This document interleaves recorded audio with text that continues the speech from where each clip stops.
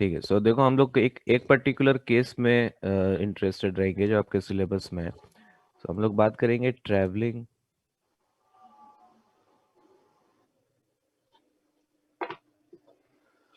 और progressive harmonic wave.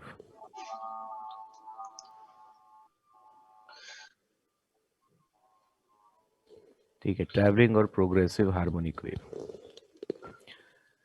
सो यहाँ पर हम बोल रहे हैं कि जैसे स्ट्रिंग वेव्स के बारे में हम यहाँ पे बात कर रहे हैं, साउंड वेव्स में भी आप देखोगे कि हम ट्रैवलिंग हार्मोनिक वेव्स में ही इंटरेस्टेड रहेंगे यहाँ पे। सो वाई और एक्स, ठीक है। सोर्स हमारे पास याद है, सोर्स था x इक्वल टू 0 वाला पॉइंट, याद है ये चीज? सोर्स x इक्वल टू 0 वाला पॉइंट था। हाँ, इसको हम मूव करा रहे थे y डायरेक्शन में। तो अब हम बोल रहे हैं कि x इक्वल टू 0 वाला पार्टिकल का y coordinate, x equal to 0 particle का टाइम t पर displacement from the mean position is given as a sine of omega t plus phi. ऐसा हो सकता है, SHM का इक्वेशन ले रहे हैं हम, इस नेचर का लिख सकते हैं इक्वेशन SHM का। यहाँ पर देखो SHM का इक्वेशन लिख रहे हो तब x का टर्म नहीं आएगा, क्योंकि SHM का इक्वेशन तो एक पार्टिकल के लिए लिख रहे हो ना, तो पार्टिकल मैंने फिक्स कर लिया, x इक्वल टू 0 वाला पार्टिकल है। ठीक है, क्लियर है ये? तो अगर मान लो कि डिस्टरबेंस राइट की तरफ ट्रेवल कर रहा है, ठीक है, वेव अगर राइट की तरफ जा रहा है विथ अ स्पीड v, तो वेव इक्वेशन क्या होगा? कैसे लिखेंगे वेव इक्वेशन? बताओ कैसे लिखेंगे? t के जगह रिप्लेस कर देंगे हम लोग t minus x by v. ठीक है, सो वेव इक्वेशन हो गया y is equal to A sine of omega t minus omega by v into x plus five. यही होगा। फाइव क्या रिप्रेजेंट करेगा यहाँ पे? Initial phase, initial source. Phase, जो पास सोर्स है उसको SHM में हम लोग देख रहे थे t इक्वल टू 0 पे कहाँ से स्टार्ट होता है पार्टिकल, उसके बारे में बताता है फाइव। तो वही आप सोर्स को SHM दे रहे हो तो कहाँ से स्टार्ट कर रहे हो, इनिशियल कंडीशंस आपको बता रहा है। तो यहाँ पर देखो ये ओमेगा बाई वी का जो टर्म है, ओमेगा बाई वी, इसको हम रिप्रेजेंट करते हैं k से, which is called as a wave number.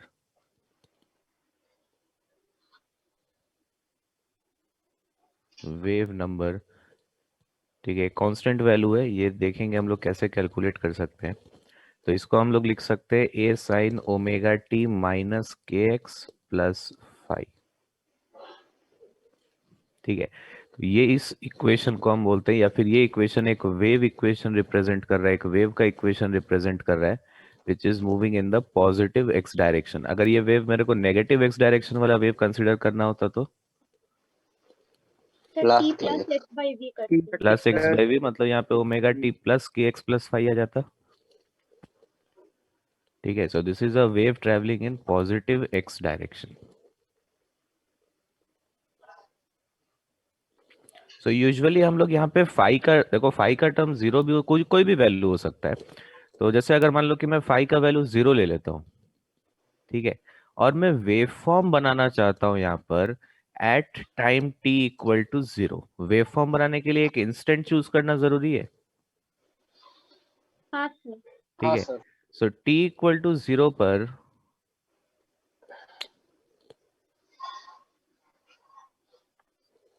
t equal to 0 पे एक इंस्टेंट मैंने चूज कर लिया, तो इस इंस्टेंट पे जो इक्वेशन बनेगा क्या वो y equal to A sine of minus के एक्स बनेगा? हाँ sir. A sine of minus के एक्स। तो अगर इसका एक ग्राफ हम लोग प्लॉट करें तो वही उसी ग्राफ को हम लोग वेव फॉर्म बोलेंगे एट दिस पर्टिकुलर इंस्टेंट। ठीक है, तो साइन ऑफ माइनस के एक्स मतलब क्या? माइनस ऑफ ए साइन के एक्स होगा।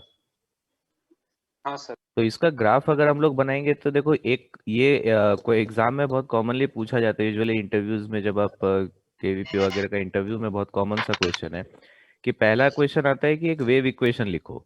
ठीक है, तो 90% स्टूडेंट इक्वेशन यही लिखते हैं कि ए साइन ओमेगा टी माइनस के एक्स। उसके बाद नेक्स्ट क्वेश्चन ये आता है कि ग्राफ बनाओ, वेव फॉर्म बनाओ एट टी इक्वल टू 0। तो इसका वेव फॉर्म जब बनाओगे तो यहाँ पर देखो माइनस का टर्म आ रहा है। माइनस मतलब क्या, वेव फॉर्म इस तरीके से बनेगा, उल्टा बनेगा ना साइन कर्व। हाँ समझ सर। में आ रहा है ये चीज? हैंग कर रहा है, एक मिनट। इस तरीके से वेव फॉर्म बनना चाहिए। क्लियर है क्या ये? तो ये इंपॉर्टेंट है कि आप वेव फॉर्म कैसे बनाते हो। तो ध्यान रखना, ये इक्वेशन जब एज्यूम कर रहे हो तो t इक्वल टू 0 पे ये वेव फॉर्म है हमारे पास।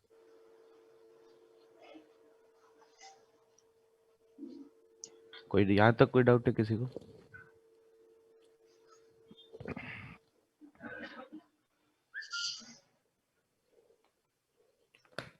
बोलो यहाँ तक कोई डाउट है तो। नहीं सर।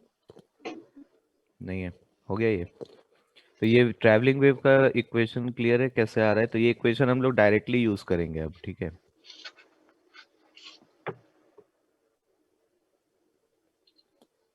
नेक्स्ट आगे बढ़े।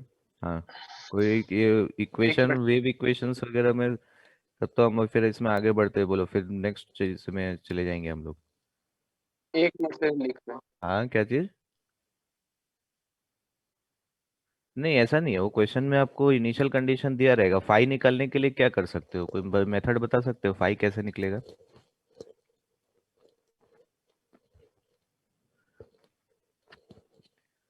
यहाँ सर पे जो बताओ, भी ये जो ग्राफ मैंने बनाया है मतलब इस ग्राफ में फाई का वैल्यू क्या है? पाई कैसे? सर, क्योंकि साइन ऑफ मतलब माइनस है तो साइन ऑफ माइनस थीटा है तो उसको नहीं नहीं, पाई। वैसे नहीं। तो यहाँ पे इस इक्वेशन से जरा सोचो कि फाई का वैल्यू निकाल कैसे सकते हो। कौन सा वैल्यूज मालूम होने से फाई मिल जाएगा? सर x इक्वल टू 0 पे y का वैल्यू और t इक्वल टू 0। हाँ, x इक्वल टू 0 पे एक पर्टिकुलर इंस्टेंट पे y का वैल्यू अगर मालूम है तो फाई का वैल्यू मिल जाएगा। हाँ सर। तो यहाँ हाँ पर देखो x इक्वल टू 0 वाला पार्टिकल का टाइम t इक्वल टू 0 पे y का वैल्यू 0 है। हाँ। हाँ तो सर। साइन फाई 0 हो गया ना? हाँ सर 0 हो गया। फाई 0 सर हो गया। नहीं समझ में आया, एक बार x 0 पुट करो, x इक्वल टू 0 वाला पार्टिकल का टाइम t इक्वल टू 0 पे वेव फॉर्म हम लोग बना रहे हैं। तो x 0 हो गया, t 0 हो गया, और y कोऑर्डिनेट कितना है x इक्वल टू 0 पार्टिकल का? जीरो 0। तो x और t और y सब 0 पुट करो तो फाई कितना हो जाएगा? जीरो 0 हो गया। ठीक है, तो आपको अगर यहाँ पे x इक्वल टू 0 वाला पार्टी या कोई भी एक पार्टिकल का टाइम t पर y कोऑर्डिनेट दे देगा तो इस इक्वेशन में वैल्यू पुट करके फाई निकाल सकते हो। ठीक है, क्लियर है यहाँ तक? नेक्स्ट देखो, एक इंपॉर्टेंट पॉइंट यहाँ पे, ट्रैवलिंग वेव में क्या हो रहा है कि वेव तो आगे की तरफ जा रहा है, ये एक प्रोग्रेसिव वेव है, आगे की तरफ जा रहा है। लेकिन पार्टिकल्स क्या कर रहा है यहाँ पे? जैसे कोई भी एक पार्टिकल को मैं देखूं, ये वाला पार्टिकल, तो क्या ये पार्टिकल डिस्प्लेस हो गया नीचे की तरफ? है ना? ये वाला पार्टिकल को देखोगे तो ये ऊपर चला गया। तो हर एक पार्टिकल अपनी जगह से डिस्प्लेस हो गया, लेकिन हर एक पार्टिकल का मोशन कैसा होगा? SHM। एसएचएम होगा। तो प्रोग्रेसिव वेव में एक बहुत इंपॉर्टेंट पॉइंट ध्यान रखना। इनफैक्ट ये डिफरेंस आपको पूछेगा, कि बहुत कॉमन सा क्वेश्चन है, जेई पॉइंट ऑफ व्यू से भी बहुत इंपॉर्टेंट है, किसी भी इंटरव्यू पॉइंट ऑफ व्यू से बहुत इंपॉर्टेंट है, कि ट्रैवलिंग वेव में और अब बाद में पढ़ोगे एक स्टैंडिंग वेव में फर्क क्या है। ये एक डिफरेंस यहाँ पर आता है कि इन ट्रैवलिंग वेव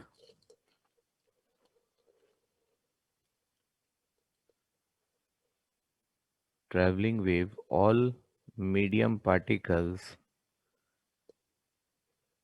ठीक है, ये ध्यान रखना एक पर्टिकुलर केस के लिए हम लोग बात कर रहे हैं, मतलब कि हार्मोनिक वेव के लिए हम लोग बात कर रहे हैं, तो हर एक पार्टिकल एसएचएम कर रहा है। लेकिन आप कोई दूसरा जनरल वेव लोगे तो जरूरी नहीं हर पार्टिकल एसएचएम करे। ऑसिलेट जरूर करेगा अपना मेन पोजीशन के अबाउट, लेकिन वो एसएचएम होगा जरूरी नहीं है। So in travelling harmonic wave all medium particles perform SHM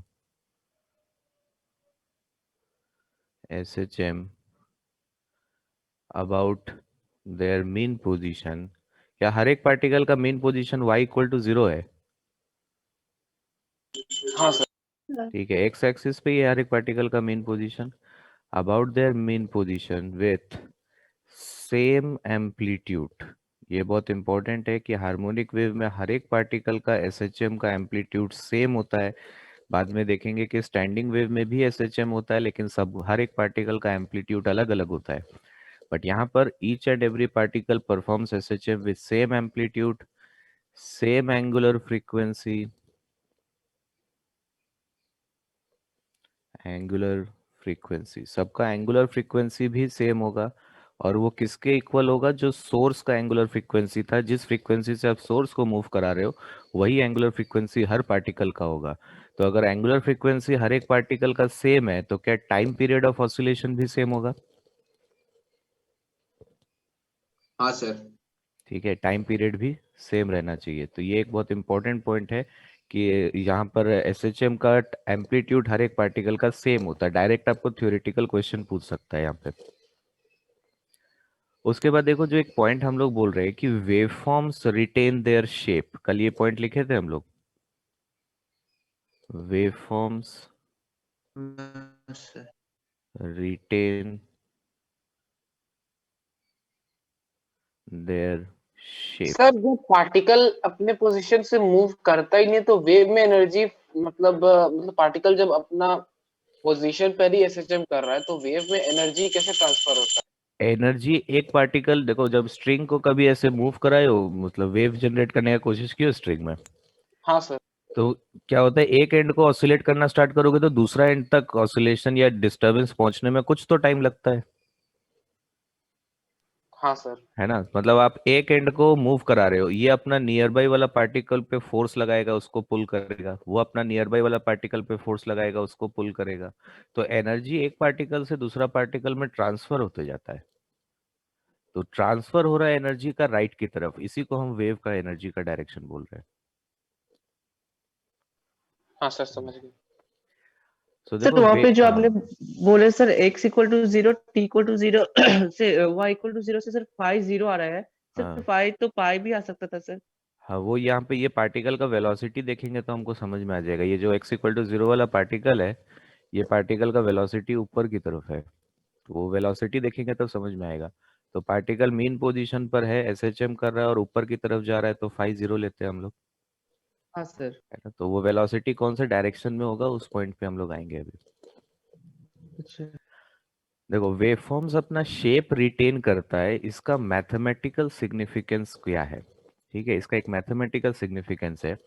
ये जो ओमेगा टी माइनस के एक्स प्लस फाइव हम लोग लिखे हैं, इसको हम लोग फेज बोलते हैं। इसको हाँ फेज बोलते हैं क्या इस पूरे हाँ टर्म सर। को?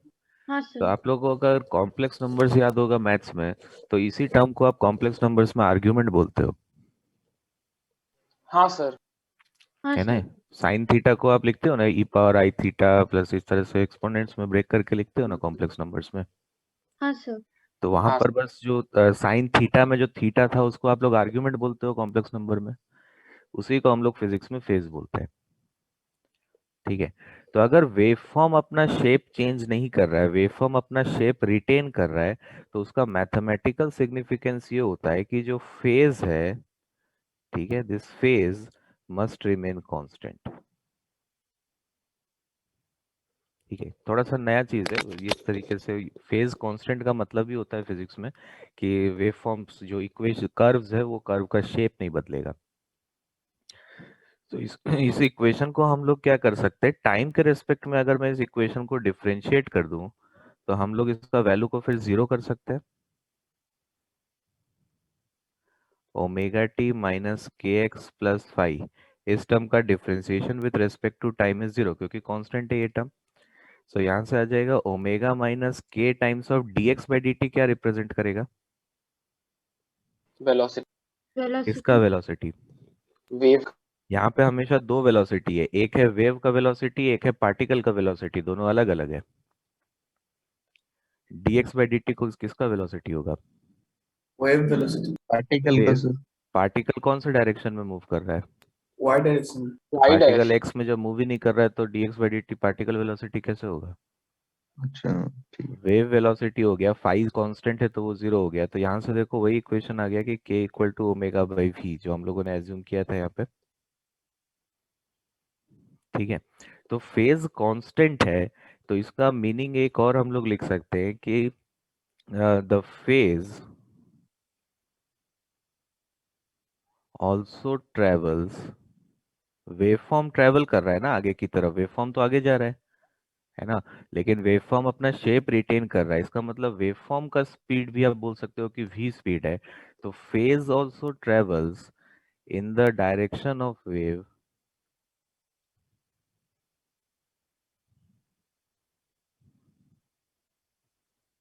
with speed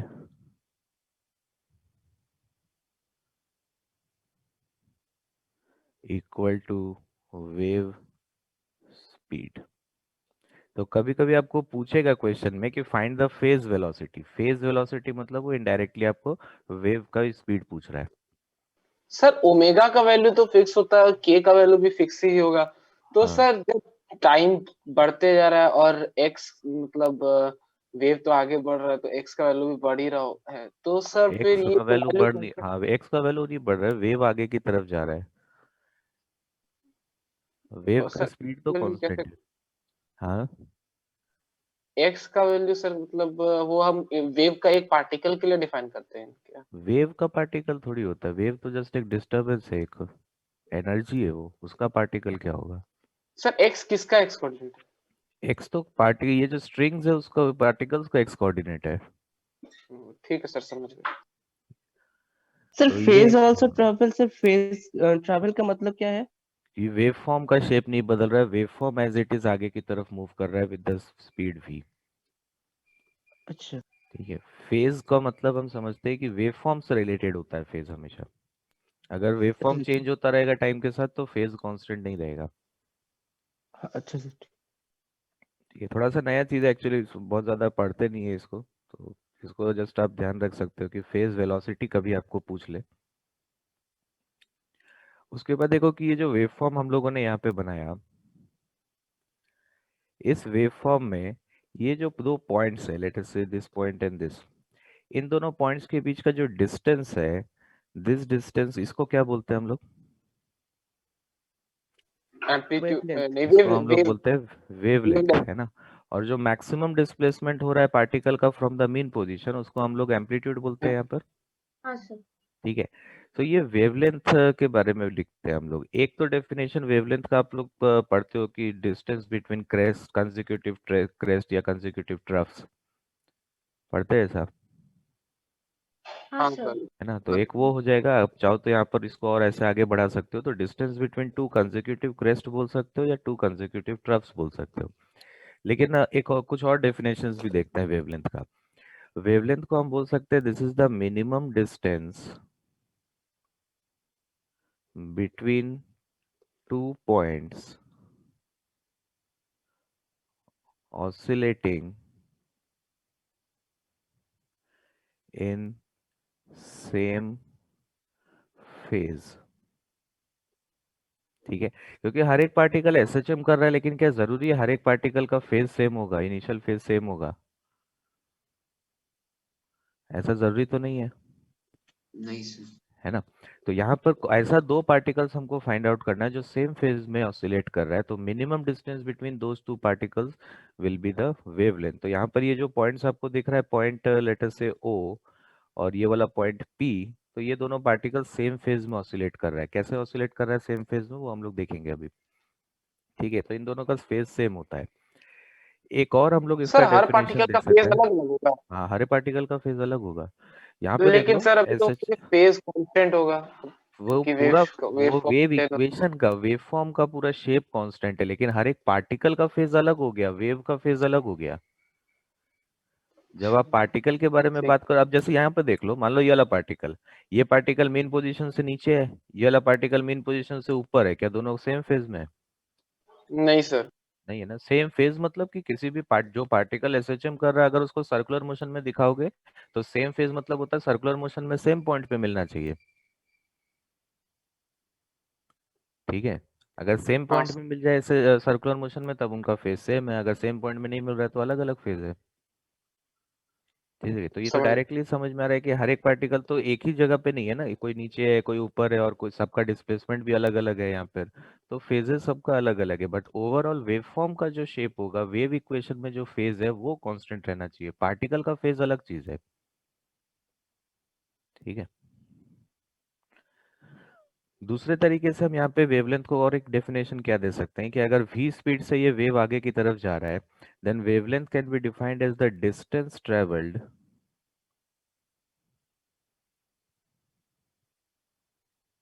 by the wave in time capital T, which is the time period of oscillation of the source, which is 2 pi by omega. तो पार्टिकल डिस्टेंस ट्रेवल कर गया lambda in one time period, तो क्या lambda equal to v into t लिख सकते हैं हम लोग? ये इक्वेशन हो जाएगा। कांस्टेंट स्पीड से एक पार्टिकल जा रहा है तो टाइम टी में कितना डिस्टेंस ट्रेवल करेगा, vt। हाँ सर। ठीक है। हाँ सर। तो यहाँ से हम लोग वेव स्पीड को लिख सकते हैं लैम्डा इंटू टाइम पीरियड, 1/टाइम पीरियड, और 1/टाइम पीरियड याद है लीनियर फ्रीक्वेंसी होता है। हाँ सर। तो ये किसका फ्रीक्वेंसी है? वेव का। वेव का फ्रीक्वेंसी थोड़ी होता है, पार्टिकल्स ऑसिलेट कर रहे हैं ना, पार्टिकल्स का फ्रीक्वेंसी होगा ऑसिलेशन का। वेव कोई पार्टिकल नहीं है, तो फ्रीक्वेंसी ऑसिलेट कौन कर रहा है? ऑसिलेट पार्टिकल कर रहा है। तो frequency, angular frequency, time period, वो सब तो पार्टिकल का होगा ऑसिलेशन का। ठीक है। तो यहाँ हाँ जो सर। x इक्वल टू 0 पे सोर्स जो था हमारे पास, सोर्स और x इक्वल टू 0 वाला पार्टिकल को आप एसएचएम करा रहे थे, तो उसका जब एसएचएम का एक ऑसिलेशन कंप्लीट हो जाएगा तब ये डिस्टरबेंस कितना आगे मूव किया उसको हम लोग वेवलेंथ बोलते हैं। ठीक है। तो ये फ्रीक्वेंसी ऑसिलेशन में पार्टिकल्स का फ्रीक्वेंसी है, सोर्स का फ्रीक्वेंसी है अब यहाँ पे। तो सोर्स का जो फ्रीक्वेंसी है वही सारे पार्टिकल्स का फ्रीक्वेंसी होगा। तो ये यहाँ पे लिखा था देखो, इन travelling wave all medium particles perform SHM about their mean position with same angular frequency. Medium particles का फ्रीक्वेंसी है ये, वेव का फ्रीक्वेंसी कुछ नहीं होता है। वेव तो जस्ट एक एनर्जी है, तो वेव का पार्टिकल, वेव का फ्रीक्वेंसी, उसका कोई मीनिंग नहीं है। समझ में आ रहा है कुछ? हाँ सर। ठीक है। ये सब पॉइंट बहुत ध्यान रखना है आपको, किसी भी जगह में ये सब मतलब आपको फंसा देगा क्वेश्चंस में, आपको क्लियर होना चाहिए सब। वेव को पार्टिकल के साथ कंफ्यूज मत करो। पार्टिकल्स तो सपोर्ट कर रहा है एनर्जी को आगे जाने के लिए, और जो एनर्जी आगे जा रहा है उसी को, उस एनर्जी को वेव बोलते हैं।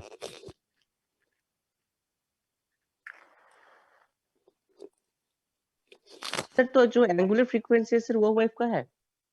एंगुलर फ्रीक्वेंसी ऑसिलेशन का एंगुलर फ्रीक्वेंसी होता है ना, ऑसिलेट कर कौन रहा है? Sir particle. तो वेव का क्यों होगा एंगुलर फ्रीक्वेंसी? अच्छा हाँ सर, पार्टिकल्स का होगा। हो गया ये। नेक्स्ट ये वाला पॉइंट को थोड़ा सा देखते हैं। ये जो मैंने आपको बोला कि the particles are oscillating in same phase, ये कैसे पता चलेगा कि सेम फेज में है या डिफरेंट फेज में? देखो, कोई भी दो पार्टिकल्स के बीच में, एक ट्रैवलिंग वेव में कोई भी दो पार्टिकल्स के बीच में हम फेज डिफरेंस कैलकुलेट कर सकते हैं। लेट अस से एक्स वाई, एक ट्रैवलिंग वेव मैं ले रहा हूं यहाँ पे। ठीक है। एक पार्टिकल, ये वाला पार्टिकल ले लेते हैं लेट अस से पॉइंट पी, और एक ये पार्टिकल ले लेते हैं पॉइंट क्यू। तो अभी जो वेवफॉर्म मैंने बनाया, इस वेवफॉर्म में क्या हुआ कि पार्टिकल पी नीचे डिस्प्लेस हो गया, पार्टिकल क्यू ऊपर की तरफ चला गया।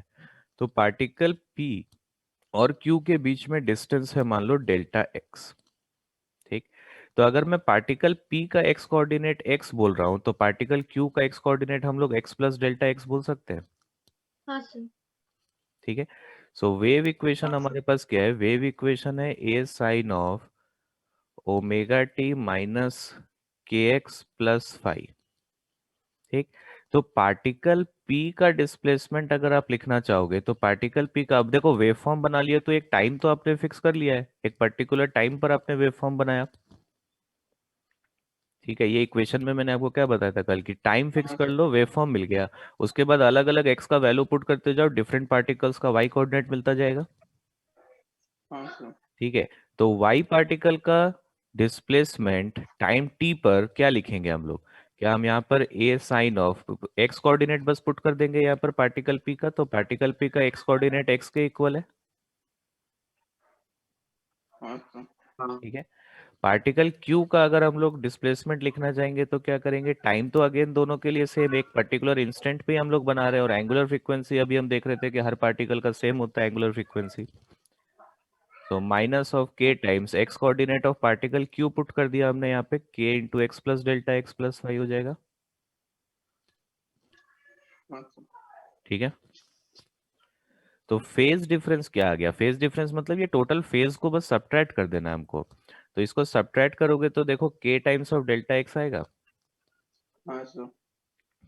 ठीक है।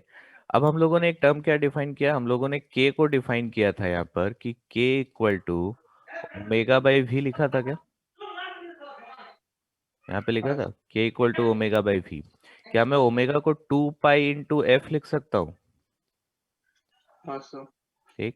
और v का वैल्यू को एफ लैम्डा लिख सकते हैं। तो k का वैल्यू हो गया 2 पाई बाय लैम्डा। सो ये इक्वेशन का हम लोग यूज करते हैं to find the value of wave number. तो आप यहाँ पे बस लैम्डा का वैल्यू अगर आपको मिल जाए तो आप वेव नंबर निकाल सकते हो। इसका यूनिट क्या होगा वेव नंबर का? Metre inverse. Metre inverse. ठीक है। सो k की जगह हम पुट कर सकते हैं 2 pi by lambda into delta x. ठीक है। तो डेल्टा एक्स का वैल्यू मतलब कि आपको दो पॉइंट्स के बीच का डिस्टेंस अगर मालूम है तो आप उन दोनों पॉइंट्स के बीच में फेज डिफरेंस कैलकुलेट कर सकते हो। तो ये बहुत इंपॉर्टेंट इक्वेशन है, बहुत बार यूज होगा, इसमें एडवांस लेवल के क्वेश्चंस में भी यूज होता है ये। लेकिन यहाँ पर एक पॉइंट ध्यान रखने का बात है कि ये इक्वेशन वैलिड है, this is valid only for travelling waves,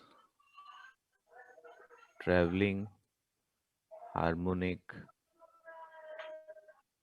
waves. Standing waves के लिए ये वैलिड नहीं है।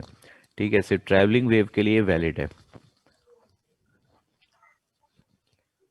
क्लियर है यहाँ तक? तो देखो अगर मान लो डेल्टा एक्स का वैल्यू, एक एग्जांपल लेते हैं, डेल्टा एक्स का वैल्यू अगर लैम्डा के इक्वल हो जाए तो इसका मतलब कि डेल्टा फाई जो फेज डिफरेंस है वो 2 पाई हो जाएगा, है ना। तो फेज डिफरेंस 2 पाई होने का मतलब ये दोनों पार्टिकल्स तो एसएचएम कर रहा है। अब एसएचएम में अगर आप फेज डिफरेंस 2 पाई करोगे तो वो जीरो के इक्वल हो गया ना। 2 पाई का मतलब क्या हो गया कि एक पार्टिकल यहाँ पर है, दूसरा पार्टिकल इससे 2 पाई एंगल आगे है, तो 2 पाई मतलब वापस यहीं तो आ जाएगा। हाँ सर। हाँ ठीक है। सर। तो हम पर यहाँ पर जब बीच 2 का पाई डिस्टेंस का, को मिनिमम डिस्टेंस बोल पाएंगे? क्या चीज? तब सर उनके बीच का जो डिस्टेंस है उसको मिनिमम डिस्टेंस बोल पाएंगे? हाँ देखो डेल्टा एक्स का कौन सा और कोई वैल्यू के लिए 2 पाई, लैम्डा से कोई कम वैल्यू के लिए 2 पाई आएगा? लैम्डा के अलावा किसी भी और वैल्यू के लिए आएगा 2 पाई? नहीं सर। नहीं आएगा। तो डेल्टा एक्स का वैल्यू जब लैम्डा है तो मैं फेज डिफरेंस को 0 बोलूं या 2 पाई बोलूं या 4 पाई बोलूं, सब एक ही बात है ना। या फिर आप इसको डायरेक्टली 2n पाई बोल सकते हो, n का वैल्यू 0 1 2 इस तरीके से। तो जब डेल्टा एक्स का वैल्यू लैम्डा होता है, जब आप दो पॉइंट्स कंसिडर किए जिसके बीच का जो डिस्टेंस है वो वेवलेंथ के इक्वल है, तब उस टाइम पे फेज डिफरेंस 0 होता है। तब हम बोलते हैं कि particles are in phase, are in phase. ठीक है। इसी तरह से मान लो कि अगर डेल्टा फाई का वैल्यू पाई लेकर आना है मेरे को, तो डेल्टा एक्स का वैल्यू अगर मान लो मैं लैम्डा बाई 2 कर दूं, ठीक है, तो इस केस में डेल्टा फाई का वैल्यू हमारे पास पाई आ जाएगा। अब मैं पाई को क्या 3 पाई भी लिख सकता हूँ? 2 पाई ऐड करने से तो कोई फर्क नहीं पड़ता है ना। ठीक। 5 पाई भी लिख सकते हैं इसको। तो अगर ये वैल्यू हमारे पास हो जाए 2n माइनस 1 इंटू पाई, जहां पर n का वैल्यू 1 से स्टार्ट होगा, ठीक, तब इस केस में हम लोग बोलते हैं कि particles are out of phase.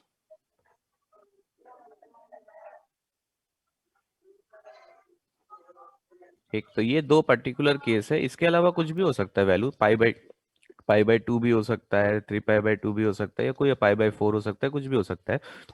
लेकिन ये दो जनरल केसेस है जो बहुत कॉमनली पूछा जाता है।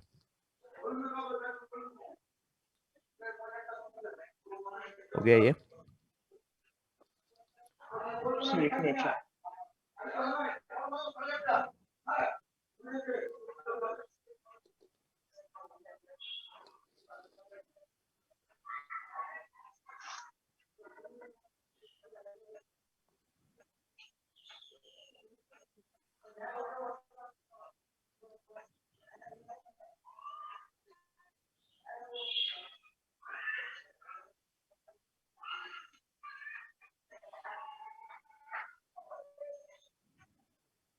हो गया? हाँ सर। अब देखो वेव स्पीड के बारे में और बात करते हैं। हम लोगों ने एक इक्वेशन तो कैलकुलेट किया कि wave speed v equal to f lambda लिख सकते हैं हम लोग, ठीक है? हाँ सर। और भी एक तरीके से यहाँ पे लिखेंगे। देखो जब पार्टिकल्स ऑसिलेट करता है तब क्या एक रिस्टोरिंग फोर्स चाहिए हमको? हाँ सर। बिना रिस्टोरिंग फोर्स के तो ऑसिलेट करेगा नहीं। तो यहाँ पे रिस्टोरिंग फोर्स कौन सा है? यहाँ पे रिस्टोरिंग फोर्स है स्ट्रिंग का टेंशन, ठीक है? स्ट्रिंग में टेंशन एक रिस्टोरिंग फोर्स है। दूसरा चीज देखो कि जब वेव नहीं था तब स्ट्रिंग यहाँ पर एक्स एक्सिस के अलग रखा हुआ था। जब वेव फॉर्म यहाँ पे आप बना रहे हो, मतलब एक्चुअली में तो स्ट्रिंग इस शेप का हो गया ना, साइनोसॉइडल कर्व हो गया स्ट्रिंग का। तो स्ट्रिंग का लेंथ भी क्या चेंज हुआ है? पहले जो लेंथ था स्ट्रेट लाइन का जो लेंथ था और इस कर्व का जो लेंथ होगा दोनों सेम तो नहीं होगा, इनफैक्ट इस कर्व का लेंथ ज्यादा है हाँ हाँ सर। सर। है ना? तो एक स्लाइड सा एक्सटेंशन होता है यहाँ पे स्ट्रिंग में। मतलब कि इस मीडियम के पास दो प्रॉपर्टीज होना बहुत जरूरी है। एक तो है इलास्टिक प्रॉपर्टीज, ठीक है? बहुत स्मॉल एक्सटेंशंस आने का कैपेबिलिटी रहना चाहिए, और साथ ही साथ जो एक्सटेंशन आया उसको वो अपना ओरिजिनल शेप कंप्लीटली रिगेन करने का टेंडेंसी चाहिए। तो हम लोग इस चैप्टर में जो एजम्पशन लेते हैं, एक एजम्पशन मैंने आपको बताया था कि हम लोग नॉन डिसिपेटिव मीडियम कंसिडर करेंगे, ठीक है? और दूसरा एजम्पशन हम लोग जो लेते हैं इस चैप्टर में वो हम लोग लेते हैं कि एम्पलीट्यूड्स जो होगा एसएचएम का वो बहुत ही स्मॉल होगा, क्योंकि लार्ज एसएचएम, जब लार्ज एम्पलीट्यूड्स आप कंसिडर करना स्टार्ट करते हो तब टेंशन भी फिर कांस्टेंट नहीं रहता थ्रू आउट द स्ट्रिंग, वो भी वेरी करना स्टार्ट होता है। तो आपका लार्ज एम्पलीट्यूड्स आपके सिलेबस में नहीं है। तो हम लोग अगर ये एजम्पशन लिखा हुआ है क्वेश्चन में तो ठीक है, नहीं लिखा हुआ है तब भी आप एज्यूम करके ही चलोगे थ्रू आउट द चैप्टर। तो पहला एजम्पशन है कि मीडियम इज नॉन डिसिपेटिव,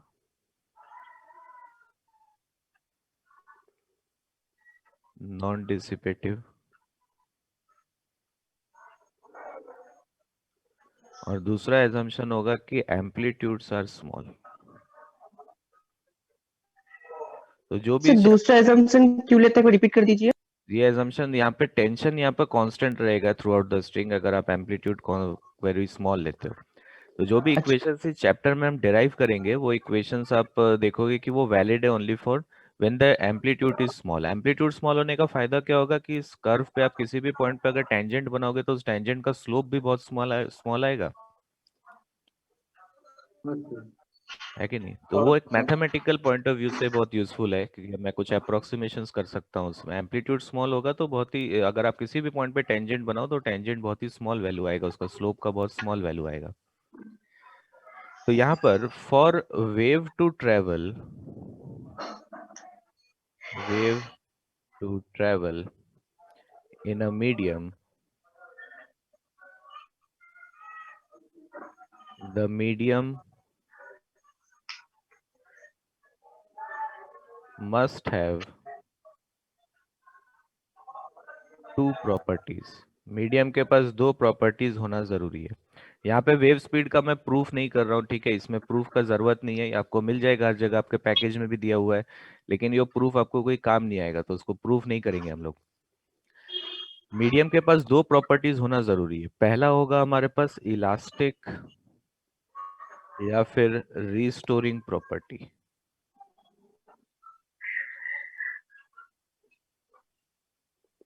और यहाँ पे इसका इलास्टिक प्रॉपर्टी है स्ट्रिंग के केस में वो है टेंशन,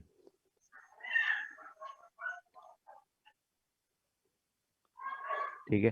तो डिफरेंट टाइप ऑफ वेव्स में different type of elastic properties हो सकता है। जैसे साउंड वेव्स में आप पढ़ोगे तो ऑब्वियसली वहां पे कोई टेंशन का कंसेप्ट नहीं है।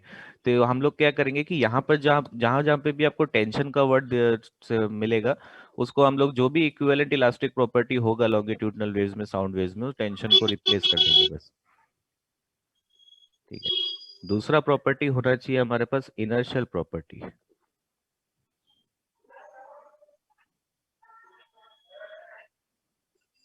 इनर्शियल प्रॉपर्टी मतलब मास हो गया, बट यहाँ पर हम स्ट्रिंग का मास कंसीडर नहीं करके मास पर यूनिट लेंथ कंसीडर करेंगे।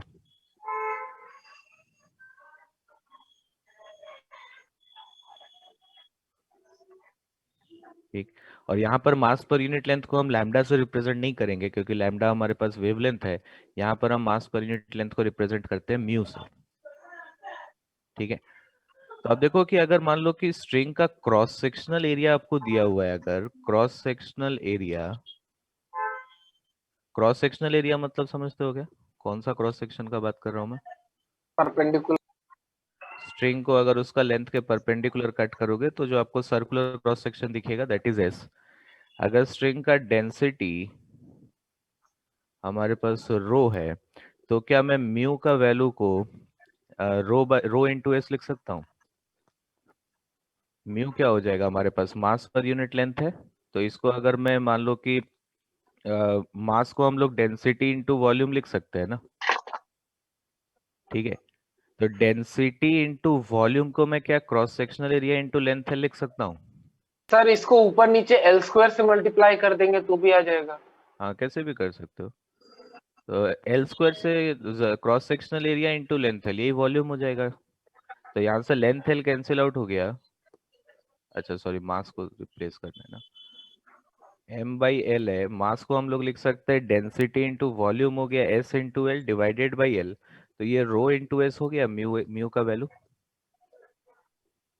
हाँ ठीक है, तो इसको भी हम लोग यूज करेंगे आगे न्यूमेरिकल्स में कि म्यू का वैल्यू को आप रो इंटू एस पुट कर सकते हो। तो ध्यान रखना है म्यू यहाँ पर जब आप 2 महीने बाद स्टूडेंट रिवाइज करते हैं तो इस चैप्टर में म्यू फिर फ्रिक्शन कोएफिशिएंट दिखने लगता है, तो वो सब चीज मत करना है। ठीक है, वो होता है जब आप रिवाइज करोगे 1 साल बाद तब आपको म्यू यहाँ पे फ्रिक्शन दिखेगा। तो हम लोग वेव स्पीड डिफाइन कैसे करते हैं? Wave speed is defined as under root of, ये एक जनरल इक्वेशन है, it is defined as under root of restoring property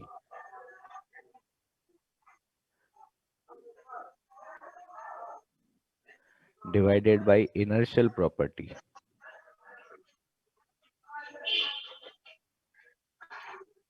ठीक है, तो ये कहीं भी यूज कर सकते हो आप, ट्रांसवर्स वेव के लिए, लॉन्गिट्यूडनल वेव के लिए, बस ये एजम्पशन अगर वैलिड है तो ये इक्वेशन हर जगह यूज किया जा सकता है। ठीक है, बस ये सब रिस्टोरिंग सिर्फ प्रॉपर्टी मैकेनिकल अलग वेव अलग होगा। के हाँ, लिए valid। ये सब सिर्फ मैकेनिकल वेव के लिए वैलिड है ना? मैकेनिकल वेव्स के लिए वैलिड है। ठीक है, क्योंकि नॉन मैकेनिकल में तो मीडियम ही नहीं है, तो मीडियम का प्रॉपर्टी क्या होगा? सो ये हो जाएगा टी बाई म्यू। क्लियर है ये? तो इसको हम लोग डायरेक्टली यूज करेंगे, इसका प्रूफ का करने का कोई जरूरत नहीं है, आपको कोई काम नहीं आएगा इसका प्रूफ। तो ये दो इक्वेशन है। स्ट्रिंग में टेंशन आपको बता देगा कि कितना टेंशन है स्ट्रिंग में। सर यहाँ पे स्ट्रिंग का कुछ मास होगा हाँ, वही तो, स्ट्रिंग का ही तो मास पर यूनिट लेंथ है म्यू। टेंशन तो वैरी करेगा फिर। नहीं, यहाँ पर हॉरिजॉन्टल हम लोगों ने इसको रखा है, स्ट्रिंग तो आगे नहीं जा रहा है ना। तो ग्रेविटी, स्मॉल एम्पलीट्यूड का एक और फायदा है कि आप ग्रेविटी का इफेक्ट को हम लोग नेग्लेक्ट करके चलेंगे यहाँ पर। हाँ, अगर आप स्ट्रिंग को वर्टिकल रख दोगे तब तो फिर डेफिनेटली टेंशन वेरी करेगा, लेकिन हॉरिजॉन्टल रखे तो टेंशन वेरी नहीं करेगा।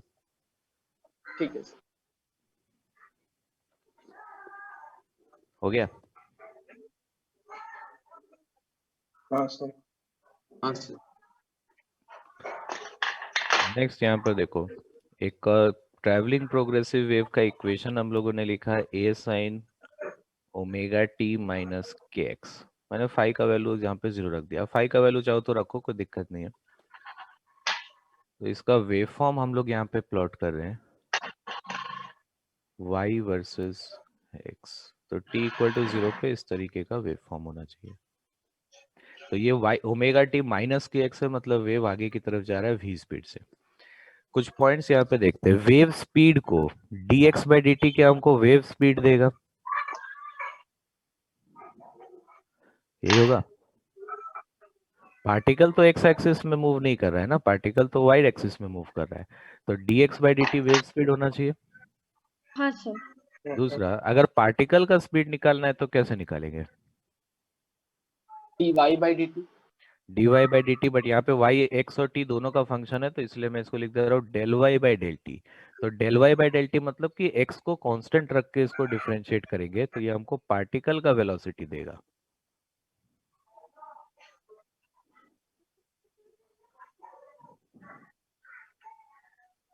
ठीक है, तो इसको डिफरेंशिएट करते हैं टाइम के रेस्पेक्ट में कीपिंग एक्स कांस्टेंट। तो ये हो जाएगा हमारे पास A omega times of cos of omega t minus के एक्स, ये होगा।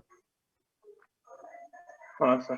ठीक है, थर्ड, अगर मान लो कि मैं del y by del x निकालूं तो del y by del x क्या हो जाएगा? वो हो जाएगा किसी भी पॉइंट पे टेंजेंट का स्लोप। ठीक है, इस वेव फॉर्म पे किसी भी पॉइंट पे टेंजेंट का जो स्लोप होगा that is del y by del x. So del y by del x is the slope of tangent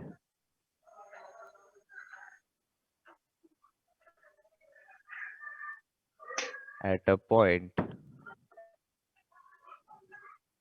on the waveform। तो ये चीज अंडरस्टूड होना चाहिए। अब ये चीज समझ में आना चाहिए कि हम लोग वेवफॉर्म के बारे में बात कर रहे हैं तो ऑब्वियसली एक पर्टिकुलर इंस्टेंट के बारे में बात कर रहे हैं, है ना। तो कल मैं ये चीज आपको बता रहा था कि आप मैथ्स में जो भी कर्व बनाते हो वो सब एक इंस्टेंट पे बनाते हैं हम लोग, है ना। जो भी कर्व आप पढ़ते हो y is a function of x, तो यहाँ पे भी इसीलिए del y by del x हम करते हैं टाइम को कांस्टेंट रख के। ठीक है, तो टाइम को कांस्टेंट रखेंगे अगर और x के रेस्पेक्ट में डिफरेंशिएट करेंगे तो ये माइनस ऑफ a इंटू के times of cos of omega t minus के एक्स बनेगा, होगा ये। हाँ सर। ठीक है, सो इक्वेशन 2 और 3 में एक काम करते हैं, a cos omega t minus के एक्स का टर्म को हम लोग एलिमिनेट कर देते हैं। तो ये बन जाएगा del y by del t is equal to minus of omega by k times of del y by del x, यही होगा। ठीक, ओमेगा बाई के को क्या लिख सकते हैं? क्या v लिख सकते हैं, वेव स्पीड, क्योंकि k का वैल्यू ओमेगा बाई v था ना। तो ये minus of v times of del y by del x हो जाएगा क्या? हाँ that is v is the wave speed. ठीक, तो ये एक इक्वेशन है, इसको हम लोग आगे यूज करेंगे न्यूमेरिकल्स में। ये इक्वेशन आपको पार्टिकल का वेलोसिटी और किसी भी पॉइंट पे वेवफॉर्म पे टेंजेंट का स्लोप के बीच में एक रिलेशन देता है। अब बहुत जगह यहाँ पे इस तरीके से भी पढ़ाया जाता है कि इस इक्वेशन का यूज करके आप पार्टिकल का वेलोसिटी का डायरेक्शन निकाल सकते हो कि पार्टिकल कौन से डायरेक्शन में मूव कर रहा होगा एक पर्टिकुलर इंस्टेंट पे। तो लेकिन देखो, इसको डायरेक्टली किया जा सकता है, इस इक्वेशन का आपको जरूरत नहीं है। सपोज आपको एक वेव फॉर्म यहाँ पे पता है, इस तरीके से ये वेव फॉर्म है, वेव राइट की तरफ जा रहा है, आपको देखना है मान लो ये वाला पार्टिकल का वेलोसिटी किधर है, इस पार्टिकल का वेलोसिटी किधर है, ओरिजिन वाला पार्टिकल का वेलोसिटी किधर है, या कोई भी जनरल पार्टिकल इसका वेलोसिटी किधर है। तो अब क्या करो कि वेव का डायरेक्शन आपको मालूम होगा, तो वेव का डायरेक्शन अगर मालूम है तो वेव को थोड़ा सा शिफ्ट करके बना सकते हो, इस वेव फॉर्म को ऐसे शिफ्ट कर सकते हो। वेव फॉर्म तो अपना शेप रिटेन करता है ना, तो ऐसे थोड़ा सा शिफ्ट कर सकते हैं इसको, हाँ सर। है कि नहीं। तो ऐसे अगर इसको हम लोग थोड़ा सा शिफ्ट कर ले तो दिखाई दे रहा है कि हर एक पार्टिकल किस डायरेक्शन में जा रहा है, ये दिखाई दे रहा है। देखो ये ओरिजिन वाला पार्टिकल ऊपर चला जाएगा ना, हाँ सर। ये वाला पार्टिकल ऊपर चला गया, तो इसका मतलब इसका वेलोसिटी ऊपर की तरफ है। ठीक है, यहाँ पे जो पार्टिकल था ये नीचे आ गया, इसका वेलोसिटी नीचे की तरफ है। ये वाला पार्टिकल को देखोगे तो वो नीचे आ गया, इसका वेलोसिटी नीचे है। ये वाला पार्टिकल ऊपर चला गया तो इसका वेलोसिटी ऊपर है। तो वेव को थोड़ा सा शिफ्ट करके बनाओगे तो आपको समझ में आ जाएगा कि पार्टिकल्स का वेलोसिटी किस उस एक पर्टिकुलर इंस्टेंट पे कौन से डायरेक्शन में रहा होगा। समझ में आ रही है चीज। तो इस इक्वेशन का यूज करने का डायरेक्टली डायरेक्शन अगर निकालना है सिर्फ वेलोसिटी का, तो ये इक्वेशन का यूज करने का कोई जरूरत नहीं है। अब वेव फॉर्म को थोड़ा सा शिफ्ट करके बनाओ, आपको समझ में आ जाएगा पार्टिकल्स तो वेव फॉर्म को आप ऊपर ही क्यों शिफ्ट करे सर? ऊपर कहाँ किए, साइड राइट में किए हैं। वो अच्छा ऊपर कहाँ राइट। शिफ्ट किए, ये ऊपर हुआ क्या, ये तो राइट हुआ। नहीं नहीं सर, राइट में। हाँ सर। वेव राइट की तरफ जा रहा है तो राइट में शिफ्ट कर दो थोड़ा सा। हाँ सर। ठीक है, हो गया ये।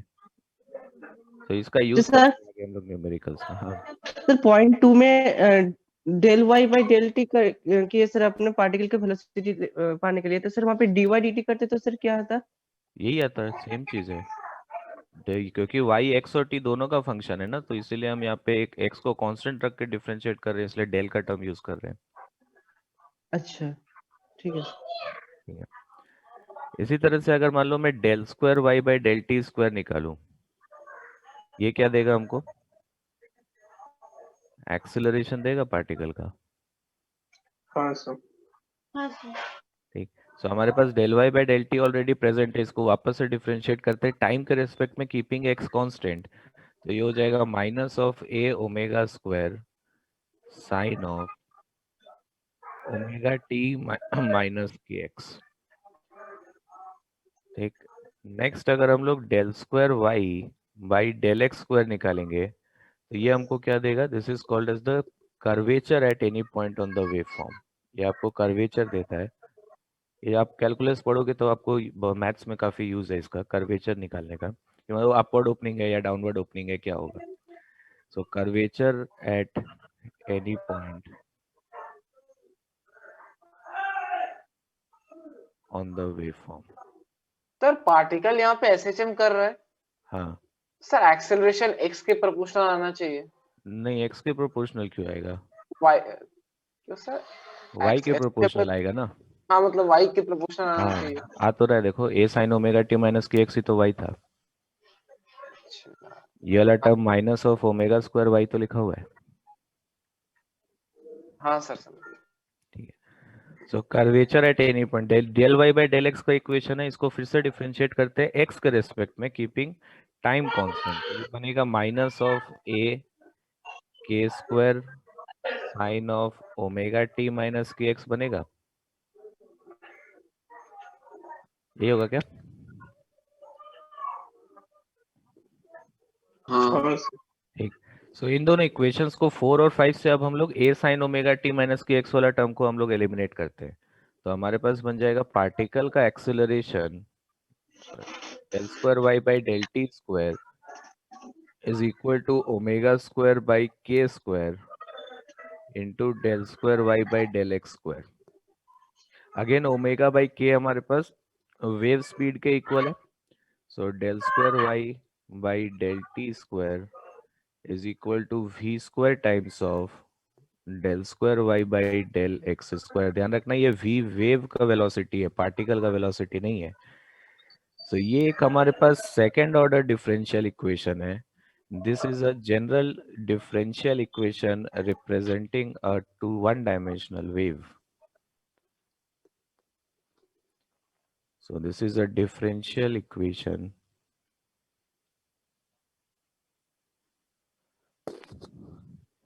representing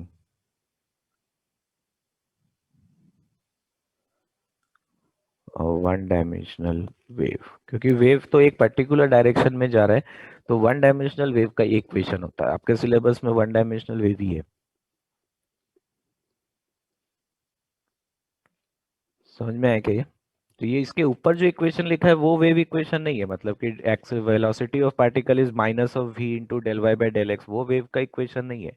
जो सेकेंड ऑर्डर डिफरेंशियल इक्वेशन है, this is called as wave equation, differential form of wave equation.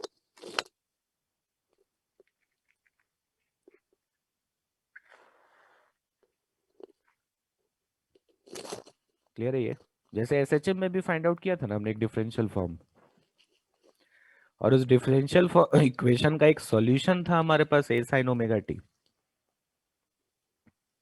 हाँ हाँ सर। सर। ठीक है, तो यहाँ पे भी बात करते हैं। देखो एक सॉल्यूशन तो डायरेक्टली दिख रहा है, ये ए साइन ओमेगा टी माइनस के एक्स, इसी इसका एक सॉल्यूशन होना चाहिए, यहीं से तो डेराइव करके लाए हैं इसको। ठीक है, सो ए साइन ओमेगा टी माइनस के x is a solution of this equation. Clear है? कोई और सॉल्यूशन बता सकते हो इसका?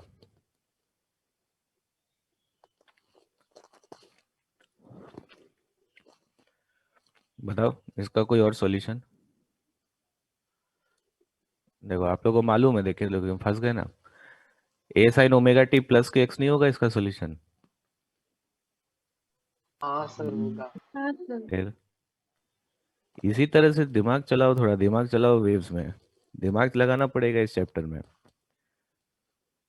देखो ये जो इक्वेशन हम लोगों ने लिखा, del square y by del t square equal to v square times of del square y by del x square, ठीक है। अब कोई भी एक इक्वेशन, ठीक है, वेव इक्वेशन कब रिप्रेजेंट करता है?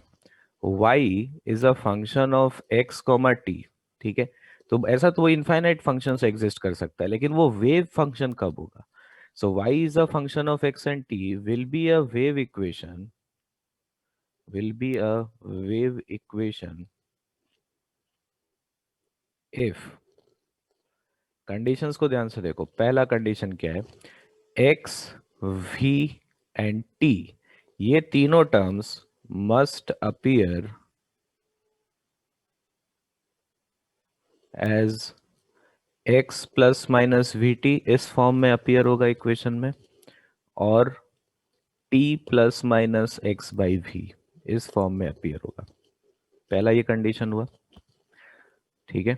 दूसरा कंडीशन है कि इट सेटिस्फाइज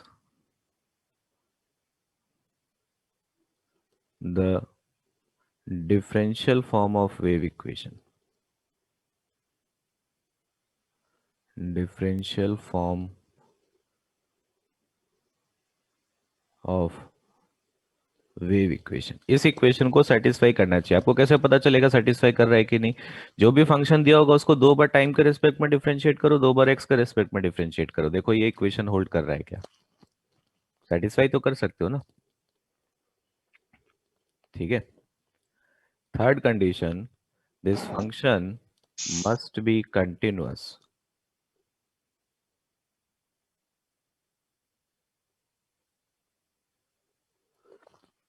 ठीक है, it must be continuous. Second, for all values of x,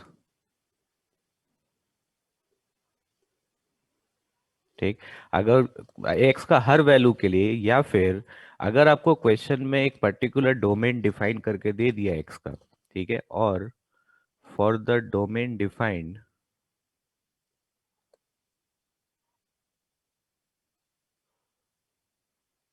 x defined, तो दोनों में से कोई एक चीज हो सकता है। अगर आपको डिफाइन नहीं करके दिया है तो आप x का हर एक वैल्यू देखोगे from minus infinity two plus infinity, और अगर एक डोमेन डिफाइन करके दे दिया है तो उसी के अंदर देखेंगे हम लोग। तो for all values of x, the value of y must be finite, एक फाइनाइट वैल्यू आना चाहिए y का। समझ में आया क्या? तो ये सब कंडीशंस, ऐसा नहीं है कि कोई भी इक्वेशन सिर्फ इस डिफरेंशियल फॉर्म को सेटिस्फाई कर गया तो वो वेव इक्वेशन होगा, ऐसा नहीं है। It can be a wave equation, आपको बाकी कंडीशंस को भी चेक करना पड़ेगा। लेकिन आपको देखने में लग रहा होगा कि काफी मैथमेटिकल चीज है, लेकिन ऐसा है नहीं है। देखो एक सिंपल सा इक्वेशन लेके आपको बताता हूँ कि करना क्या होता है हमको। जैसे मान लो कि आपको एक इक्वेशन दे दिया y equal to x minus v t का होल स्क्वायर, ठीक है। अब इसको दो बार डिफरेंशिएट करके देखो तो वेव इक्वेशन को सेटिस्फाई कर रहा है क्या? ये इक्वेशन को दो बार डिफरेंशिएट करो, इसको देखो सेटिस्फाई कर रहा है? सर हाँ सर फोर्थ पॉइंट को कैसे वेरीफाई करेंगे? हाँ, बता रहा हूँ उसको। फोर्थ पॉइंट थर्ड पॉइंट दोनों बताता हूँ कैसे वेरीफाई करेंगे। यहाँ पर पहला पॉइंट तो सेटिस्फाई हो रहा है ना, एक्स माइनस वी टी के फॉर्म में अपीयर हो रहा है। दूसरा इक्वेशन, इसको डिफरेंशिएट करके देखो तो सेटिस्फाई कर रहा है क्या डिफरेंशियल इक्वेशन को?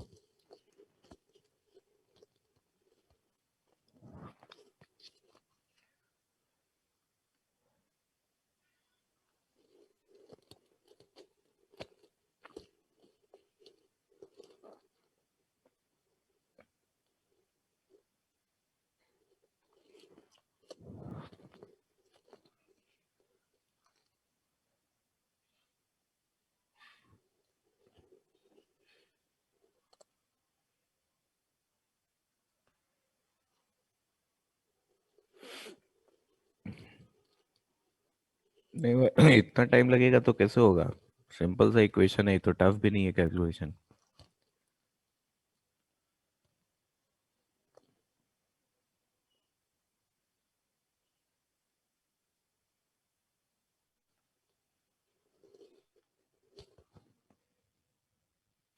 सर कर रहा है। कर रहा है ना? So this equation it satisfies the differential form.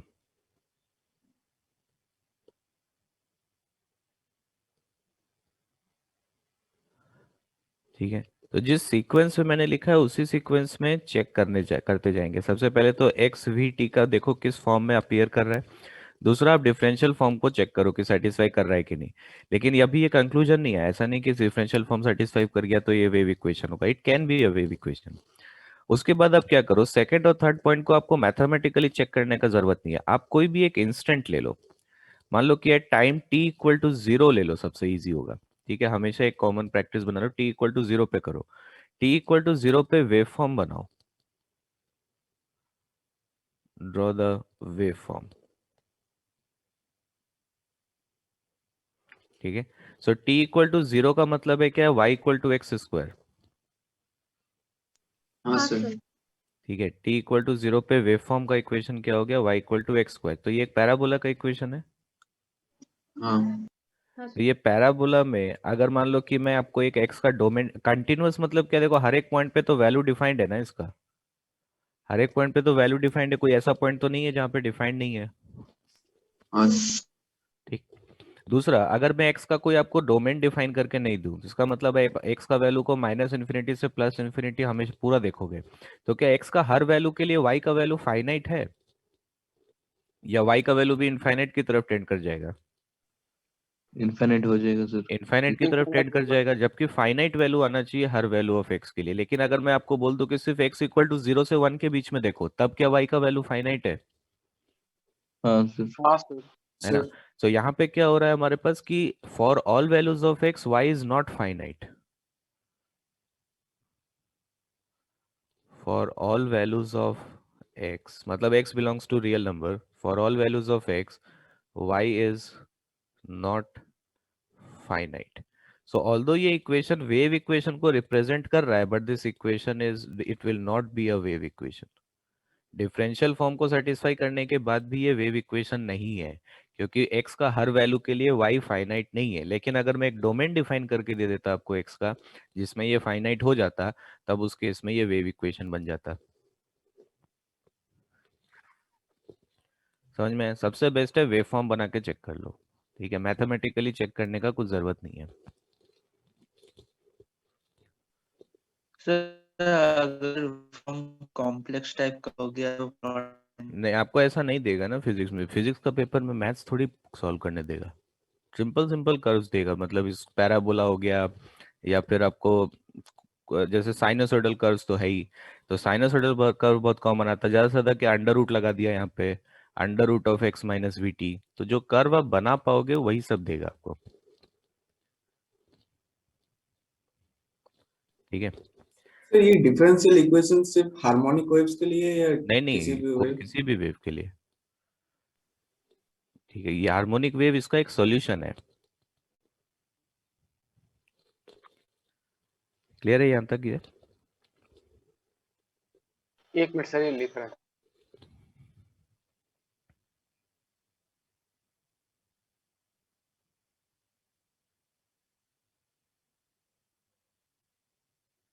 Sir यहाँ पे जो थर्ड पॉइंट है सर वो सेटिस्फाई कर रहा है सर? हाँ, कंटिन्यूअस मतलब क्या होता है? कंटिन्यूअस मतलब कि जैसे आप y का एक वैल्यू देख रहे हो x इक्वल टू 2 पे, तो x इक्वल टू 2 पे सपोज y का जो वैल्यू आएगा, आप लेफ्ट साइड से अप्रोच करो, अगर वैल्यू मान लो कि 5 आ रहा है, तो आप राइट साइड से अप्रोच करोगे तब भी वैल्यू 5 आना चाहिए। अच्छा हाँ, तब तो सर ये सर सेटिस्फाई तब कर रहा है बोल सर। सकते हैं कि अगर मतलब उस पॉइंट पे लिमिट एग्जिस्ट कर रहा है तो कहाँ पे? कंटिन्यूस, मतलब लेफ्ट साइड से अप्रोच करने पे भी सेम वैल्यू, राइट साइड से अप्रोच करने पे हाँ, भी सेम वो वैल्यू। मैथमेटिकल डेफिनेशन हुआ कंटिन्यूअस का, कि लिमिट आप लेफ्ट साइड से अप्रोच करो तो जो वैल्यू आएगा, और राइट साइड से अप्रोच करने से जो लिमिट का वैल्यू आएगा, दोनों सेम आना चाहिए। लेकिन उस वो सब चेक करने का जरूरत नहीं है। यहाँ पे आप कर्व बनाओगे, कर्व कर्व को देख के समझ में आ जाएगा आपको। हाँ सर, लिख लिए। देखो कुछ क्वेश्चंस करते हैं यहाँ पे, इंपॉर्टेंट है क्वेश्चन। दो तरीके का वेरिएशन आपको बताता हूँ कि किस तरीके से डेटा दिया रहता है, क्या पूछता है आपको यहाँ पे। ठीक है, मेन फोकस हमेशा आपका रहना चाहिए साइनसोइडल वेव्स में। तो मैं इस तरीके से वेव बना रहा हूँ।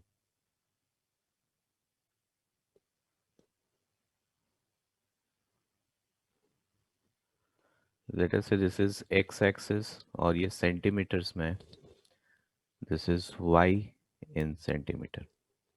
सो the wave form at some instant, देखो यहाँ पे ध्यान से देखो, टाइम का वैल्यू नहीं दिया है कि कौन सा इंस्टेंट, बस बोल दिया at some instant is shown. ठीक, एक पार्टिकल है, यहाँ पर एक पॉइंट लेते हैं और इस पॉइंट का वेलोसिटी आपको बोल दिया है कि अपवर्ड डायरेक्शन में. यहाँ पर एक पॉइंट है P और इस पॉइंट का वेलोसिटी का direction is in upward direction. और अगर मैं यहाँ पर एक टेंजेंट बनाऊं पॉइंट P पर, अगर एक टेंजेंट हम लोग बनाए तो मान लेते हैं इस टेंजेंट का स्लोप है थीटा. ठीक, सो हमको यहाँ पर ये बोल दिया है कि वेलोसिटी ऑफ पॉइंट P का डायरेक्शन आपको दे दिया है, इसका स्पीड का जो वैल्यू है that speed is suppose 4 pi centimetre per second.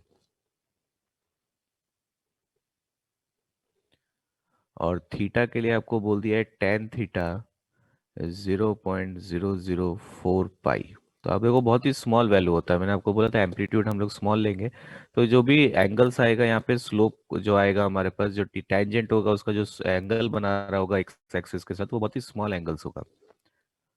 ठीक है, सो पहला चीज हम यहाँ पे निकालेंगे, find the amplitude of the wave. एक साइनसोइडल वेव है ये. Second, wave speed and direction.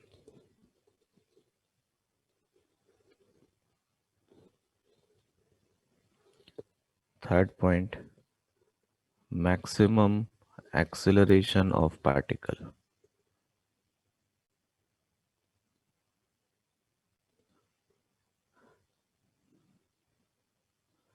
तो यहाँ पे कुछ डेटा हमको और दे दिया है. मान लेते हैं कि आपको ये वैल्यू दे रखा है यहाँ पर 50, this value is 100, this value is 150 and so on. So सबसे पहला काम ऐसे क्वेश्चन में आपको हमेशा ये करना चाहिए कि वेव कौन से डायरेक्शन में जा रहा है, पहले तो वो निकालो. पार्टिकल का वेलोसिटी का डायरेक्शन दिया हुआ है, इसका यूज करके बताओ कि वेव किधर जा रहा है. थोड़ा सा शिफ्ट करके बनाओ, देखो कि वेलोसिटी ऊपर कब आ रहा है. Left side. लेफ्ट की तरफ जा रहा है, so wave is moving in the negative x axis.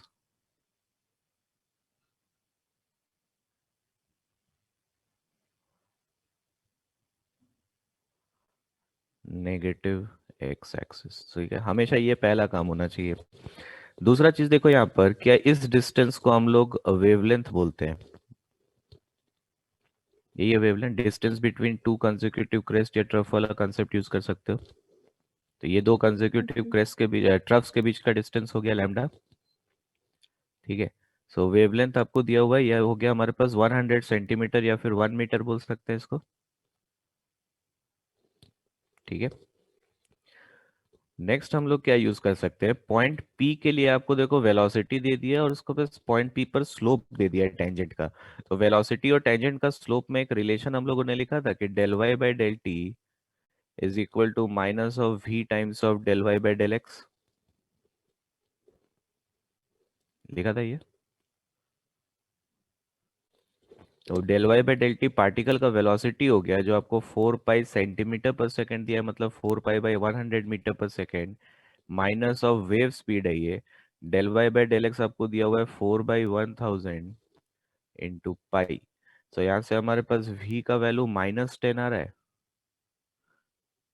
ठीक है, तो यहाँ से भी आप कर सकते हो. ये माइनस साइन आपको क्या बता रहा है, माइनस साइन बता रहा है कि वेव, ये आपको डायरेक्शन बता रहा है वेव का, कि वेव नेगेटिव आ रहा है, मतलब नेगेटिव एक्स एक्सिस के अलोंग जा रहा है. समझ में आया ये बात. तो जब आपको वेव स्पीड पूछा जाएगा तब आप मैग्नीट्यूड बताओगे, डायरेक्शन तो आपको पता है कि नेगेटिव एक्स एक्सिस में जा रहा है. So wave speed is 10 metre पर second in the negative x direction. ठीक है, देखो अगर पार्टिकल का मैक्सिमम एक्सेलरेशन निकालना है, पार्टिकल तो एसएचएम कर रहा है, तो मैक्सिमम एक्सेलरेशन कैसे लिखते हैं, या किसी भी डिस्प्लेसमेंट पे एक्सेलरेशन क्या होता है.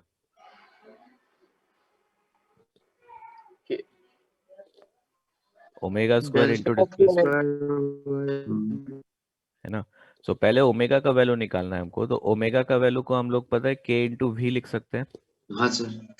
और k का वैल्यू था 2 pi by lambda into v. So ये हो जाएगा 2 पाई बाय लैम्डा का वैल्यू है 1, v का वैल्यू हमने निकाला 10, सो ओमेगा का वैल्यू हो गया 20 पाई रेडियन पर सेकेंड। ठीक है, तो हम k का वैल्यू पहले निकालो, वहां से वेव स्पीड आपको एक पॉइंट मिल जाएगा, उसके बाद हम लोग ओमेगा पे जा सकते हैं। तो मान लो कि आपको पार्टिकल का स्पीड भी अगर निकालना होता, सपोज कि एक पॉइंट यहाँ पर और अगर आप ऐड करना चाहो कि मैक्सिमम स्पीड ऑफ पार्टिकल,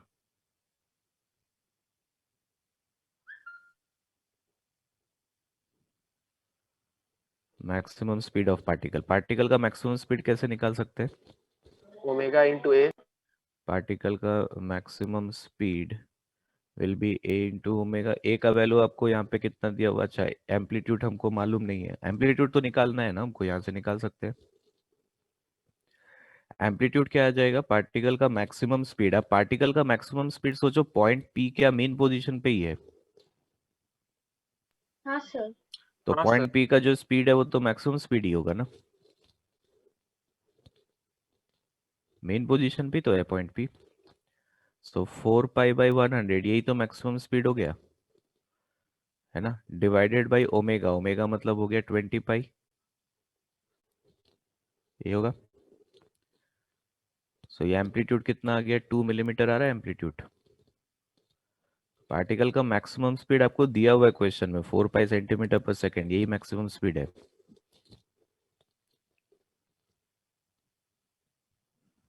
हाँ सर। ठीक है, अगर एक्सेलरेशन का मैक्सिमम वैल्यू हमको निकालना है, तो मैक्सिमम एक्सेलरेशन का मैं मैग्नीट्यूड क्या ओमेगा स्क्वायर इंटू ए लिख सकता हूँ, ये होगा। सो ओमेगा स्क्वायर हो गया हमारे पास 400 पाई स्क्वायर, और एम्पलीट्यूड हो गया 2 मिलीमीटर, सो 2 बाई 1000। ठीक है, सो दिस इज 1, सही है ना? हाँ, कितना आ गया ये? 0.8, हाँ हाँ सर। 0.8 पाई स्क्वायर एक्सेलरेशन है, तो मीटर पर सेकंड स्क्वायर। समझ में आया क्या कुछ? सर यहाँ पे जो वी मैक्स लिखे हो सर कैसे लिखे हैं? पार्टिकल एसएचएम में मैक्सिमम स्पीड कहाँ होता है? सर मीन पोजीशन पे सर, पॉइंट पी कहाँ पर है? मीन पोजीशन पे सर, उसका स्पीड कितना दिया हुआ है? 4 पाई सेंटीमीटर पर सेकंड। वही होगा अच्छा हाँ मैक्सिमम। हाँ सर। और सर यहाँ पे जो v is equals to -10 metre per second sir, वो negative sir negative x direction में रिप्रेजेंट कर रहा है सर।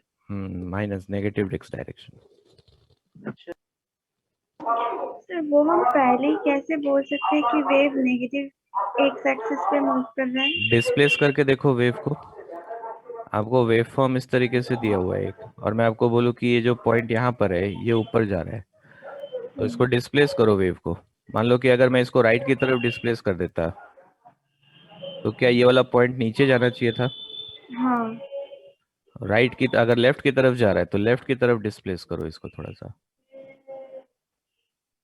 जा रहा है ये पॉइंट ऊपर, हाँ हाँ, मतलब वेव लेफ्ट की तरफ जा रहा है। लेफ्ट की तरफ से हाँ सर।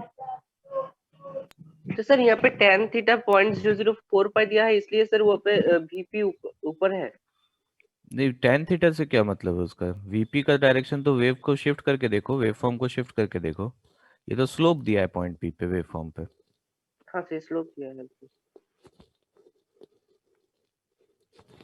वो वेलोसिटी सर नीचे है या ऊपर है सर?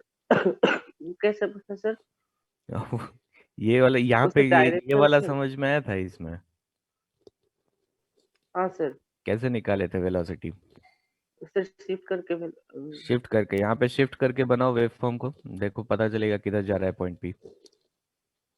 करो करो, पेन चलाना पड़ेगा, ऐसे हाँ नहीं सर मैं होगा। सर लेफ्ट की तरफ जा रहे सर, वो समझा। मैं बोल रहा हूँ सर ये वेलोसिटी ऊपर है सर, ये बोला है सर क्वेश्चन में। हाँ, ये क्वेश्चन में दिया हुआ है आपको। अच्छा हाँ सर वही पूछ रहा था सर। हो गया ये? एक और क्वेश्चन देता हूँ, ट्राई करो इसको।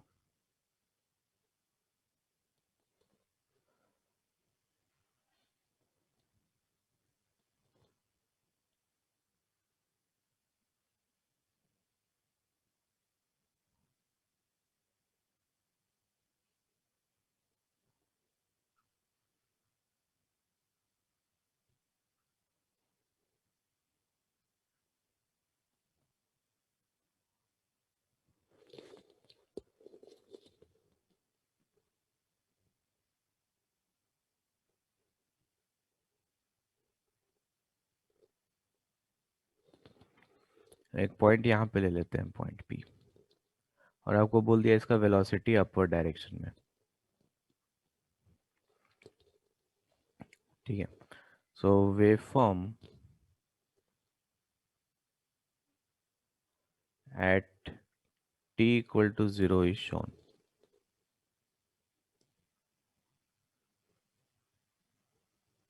पार्टिकल p का वेलोसिटी आपको, आपका डायरेक्शन दे दिया है पार्टिकल p का वेलोसिटी का, और कुछ डेटा यहाँ पे मान लेते हैं कि जो स्पीड आपको दिया हुआ है पार्टिकल p का speed, let us say that is 20 पाई सेंटीमीटर पर सेकेंड, और del y by del x at point p this is 6 degrees. ठीक है, तो स्लोप ऐसे डिग्री में क्यों दिया है?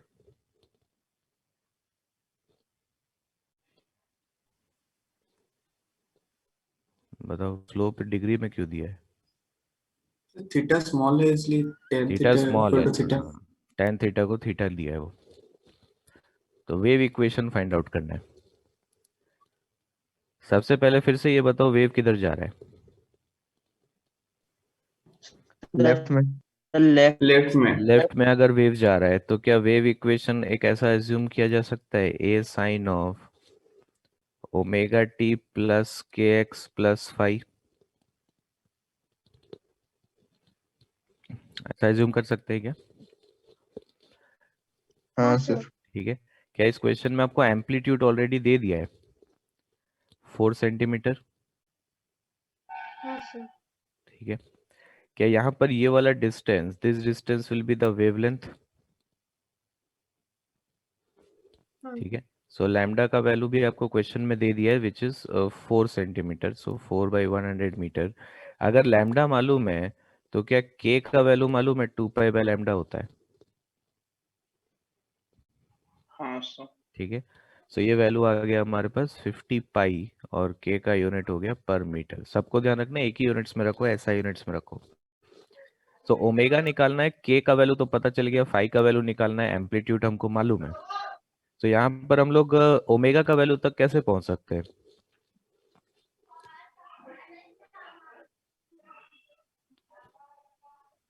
के बाई वी। इक्वल टू तो ओमेगा वेव बाई स्पीड निकालना ये पड़ेगा। Equal to omega by v, उसके लिए वेव स्पीड निकालना पड़ेगा पहले। हाँ और वेव स्पीड निकालने के लिए याद है कि del y by del t, particle का speed is negative of wave speed into slope. हाँ तो del y by del t, particle का स्पीड आपको दे दिया है 20 पाई सेंटीमीटर पर सेकेंड, मतलब 20 pi by 100 is negative of v into 6 degree दिया है, तो 6 पाई बाई 180 हो जाएगा। ठीक है, तो यहाँ से अगर स्पीड का डायरेक्ट, वेलोसिटी का डायरेक्शन तो मालूम है, मैग्नीट्यूड निकाल रहा हूँ, सो दिस इज 6 मीटर पर सेकेंड।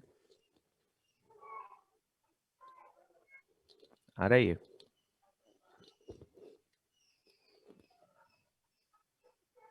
हाँ सर। सो ओमेगा का वैल्यू क्या हो जाएगा? ओमेगा को हम लोग k इंटू वी लिख सकते हैं। k हो गया 50 पाई, स्पीड हो गया हमारे पास 6, सो 300 पाई रेडियन पर सेकेंड हो गया ओमेगा का वैल्यू। ठीक है, सो ओमेगा मिल गया, k मिल गया, फाई कैसे मिलेगा? x इक्वल टू 0 सिर्फ x इक्वल टू 0 नहीं, टाइम भी देखना है। t इक्वल टू 0 आपको बोला है क्वेश्चन में, t इक्वल टू 0 पे x इक्वल टू 0 वाले पार्टिकल का y कोऑर्डिनेट आपको 2√2 दे रखा है। हाँ सर। 2√2 सेंटीमीटर दे रखा है ना। सो ये वेव इक्वेशन क्या बना? 2√2 centimetre equal to amplitude is 4 centimetre into sine phi. तो यहाँ से फाई का वैल्यू 45 डिग्री आ रहा है। हाँ सर। सर आ रहा है क्या? हाँ सर। बताओ तो ये ओरिजिन वाला पार्टिकल किधर जा रहा है?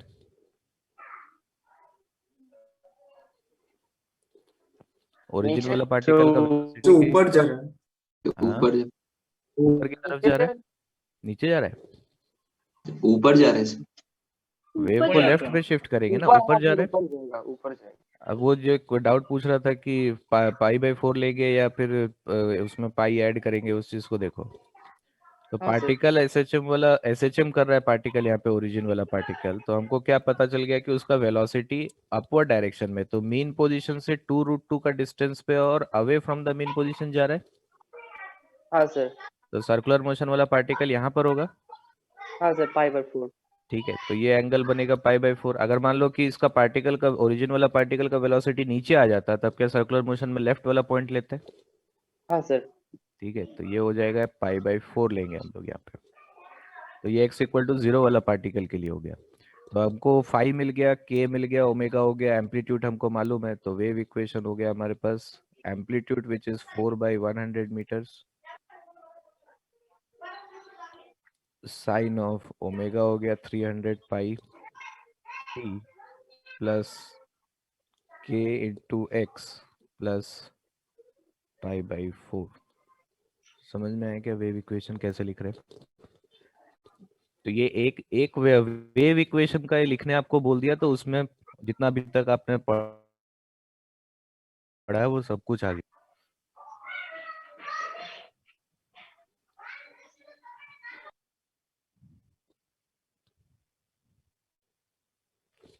ओके, हाँ सर। नेक्स्ट क्वेश्चन पे चलते हैं। वेलोसिटी, वेव वेलोसिटी पे क्वेश्चन करते हैं। जैसे मान लो कि आपको बोला एक स्ट्रिंग को हमने वर्टिकली ऐसे हैंग कर दिया, तो वर्टिकली हैंग किए तो अब यहाँ पे टेंशन वेरी करेगा। तो इसका मास है मान लेते हैं m, टोटल लेंथ है l। ठीक है, so rope is hanged vertically.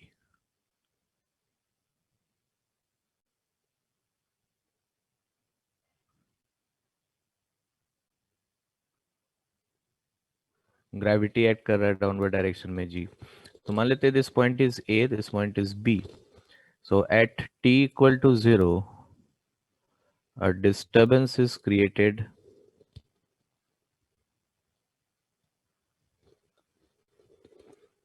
at end A.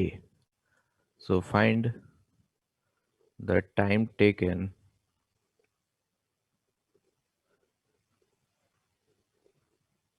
by the disturbance to reach end B. कितना टाइम लगेगा एंड बी तक पहुंचने के लिए।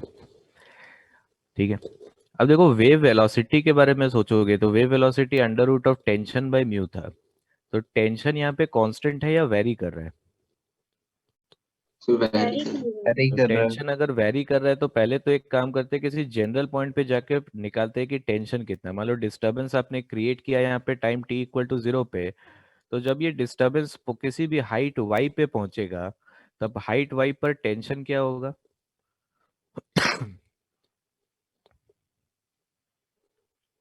मतलब टेंशन क्या होगा? lambda x into g. Lambda y into g होगा, हाँ सर y. है ना। लैम्डा नहीं लिखेंगे, mu, mass per unit length mu, y into g. ठीक, तो ये वाला जो पॉइंट P अगर इसको बोल रहे हो, तो पॉइंट P पर टेंशन हो गया हमारे पास म्यू y इंटू जी। तो एट एनी जनरल पॉइंट, जैसे यहाँ पर y हाइट के बारे में आप बात कर रहे हो, तो एट हाइट y जो वेव का स्पीड हो जाएगा हमारे पास, क्या वो under root of t by mu होता है, मतलब under root of g into y हो जाएगा। ठीक है, तो ये भी वेव एक बार मेंस में पूछा गया है कि वेव स्पीड यहाँ पर हाइट y के साथ कैसे वेरी करता है, तो रूट y की तरफ वेरी करता है, under root of y। Sir यहाँ ग्रेविटी का इफेक्ट हम लोग मतलब नेग्लेक्ट नहीं करेंगे ना? नहीं, वर्टिकली हैंग कर दोगे स्ट्रिंग को तो ग्रेविटी नेग्लेक्ट नहीं होगा। हॉरिजॉन्टल है, स्मॉल एम्पलीट्यूड से, वहां पे नेग्लेक्ट होगा। ठीक है, अब y वेलोसिटी यहाँ पे y के साथ वेरी कर रहा है, तो वेव किस डायरेक्शन में जा रहा है? वेव तो y डायरेक्शन में जा रहा है ना, ऐसे ऊपर जा रहा है। यहाँ पर एक डिस्टरबेंस क्रिएट किया हमने, तो ये डिस्टरबेंस अपवर्ड डायरेक्शन में ट्रेवल कर रहा है ना। तो क्या वेव का वेलोसिटी को अब हम लोग dy/dt लिख सकते हैं?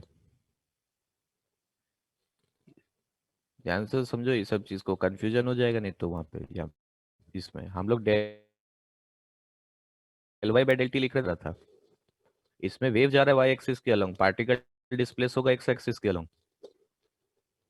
हाँ सर। ठीक है। So del y by del t is the wave velocity which is under root of g y, क्योंकि यहाँ पे वेलोसिटी को d y by d t लिख सकते हो आप यहाँ पर। ठीक है, वेव वाई डायरेक्शन में जा रहा हो, कांस्टेंट नहीं है यहाँ पे वेलोसिटी इसका। तो इसको अगर थोड़ा सा रीअरेंज करें हम लोग, सो डी वाई, या फिर इसको हम लिख सकते हैं y power minus half times of dy is under root of g times of dt। So यहाँ पर t इक्वल टू 0 पे आपको बोल दिया है कि y का वैल्यू 0, आपने y लोअर एंड से मेजर करना स्टार्ट किया है। किसी टाइम t पे मान लेते हैं ये y डिस्टेंस ट्रेवल कर गया। अभी मैं y का वैल्यू को l नहीं पुट कर रहा हूँ, बाद में करेंगे। सो इसको हम लोग लिख सकते हैं 2 टाइम्स ऑफ, यहाँ से टाइम कितना आ जाएगा, 2 times of under root of y by g आएगा।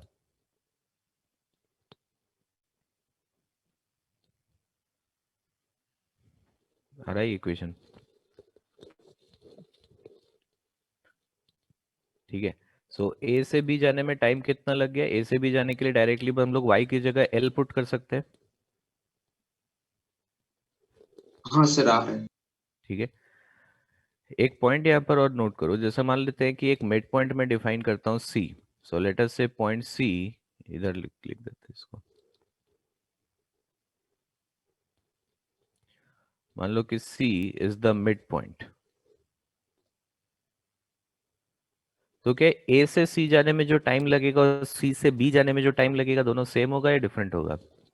डिफरेंट होगा सर। डिफरेंट होगा। अगर मान लो मेरे को a टू c कैलकुलेट करना है कितना टाइम लगे, तो यहाँ पे a पे तो प्रेजेंट है t इक्वल टू 0 पे, तो c तक जाना है तो y का वैल्यू को l/2 पुट कर सकते हैं यहाँ पे।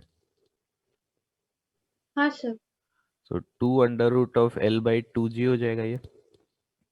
अगर हम लोग c से b के लिए टाइम निकालेंगे तो कैसे निकाल सकते हैं? आप c टू b के लिए डायरेक्टली l/2 तो पुट नहीं कर सकते यहाँ पे, क्योंकि पॉइंट c पे वेलोसिटी 0 नहीं है ना। ये वाला टाइम का इक्वेशन कब आया, जब इनिशियल वेलोसिटी 0 था। ठीक है, तो टोटल में कर सकते हैं कि a से b जाने में कितना टाइम लगा, उसमें सब्ट्रैक्ट कर देते हैं a से c जाने के लिए जो टाइम होगा। हाँ हाँ सर। सर। तो a से b जाने के लिए टाइम आ गया 2 times of under root l by g, उसमें से सब्ट्रैक्ट कर देते हैं 2 times of under root of l/2g को। तो ये डिफरेंट आंसर क्यों आ रहा है, क्योंकि स्पीड कांस्टेंट नहीं है। स्पीड कांस्टेंट होता तब तो सेम वैल्यू आता ना टाइम के लिए। ठीक है, अब अगर स्पीड वैरी हो रहा है y के साथ, तो क्या डेफिनेटली इस वेव का एक एक्सेलरेशन होगा? हाँ सर। तो मान लो कि हमसे एक्सेलरेशन ऑफ वेव अगर पूछा जाए, तो देखो क्वेश्चंस में इस तरह से स्लाइड सा चेंजेस होता है। हम लोगों ने एजम्पशन ये लिया था कि स्पीड कांस्टेंट था, लेकिन यहाँ पर कैसे उसको एडजस्ट कर रहे हैं चीज़ों को, इक्वेशंस वही यूज कर रहे हैं लेकिन थोड़ा सा एडजस्टमेंट्स करना पड़ता है। अब आपको वेव का अगर एक्सेलरेशन पूछ लिया, आपको velocity as a function of y मालूम है, तो क्या v dv by dy acceleration हो जाएगा? ये सब इक्वेशन तो होल्ड करेगा ना, ये तो जनरल इक्वेशंस है। तो वेलोसिटी है हमारे पास under root of g into y. ठीक है, dv बाई dy मतलब रूट g कांस्टेंट है, और रूट y को डिफरेंशिएट करेंगे तो क्या आएगा हमारे पास, 1/2 टाइम्स ऑफ रूट y, ये आएगा। सो एक्सेलरेशन हो जाएगा हमारे पास g/2। समझ में आई है?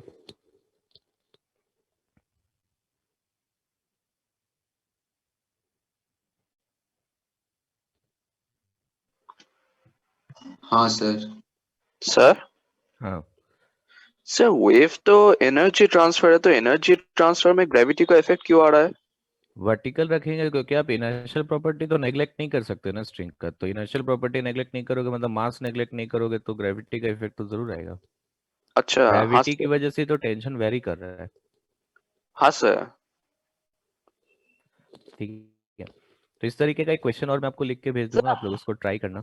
हाँ, सर ये लास्ट पोर्शन में root g by two root y sir ये कैसे आया?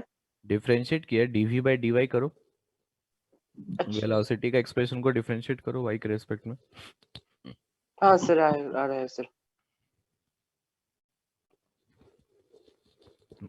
हो गया ये? हाँ sir. Sir v equal to root g y ये कहाँ से है? Under root of t by mu होता है ना। अच्छा ठीक है। यहाँ पे किसी जनरल पॉइंट पे टेंशन हमारे को मालूम है म्यू इंटू जी इंटू वाई, तो टी बाई म्यू करो।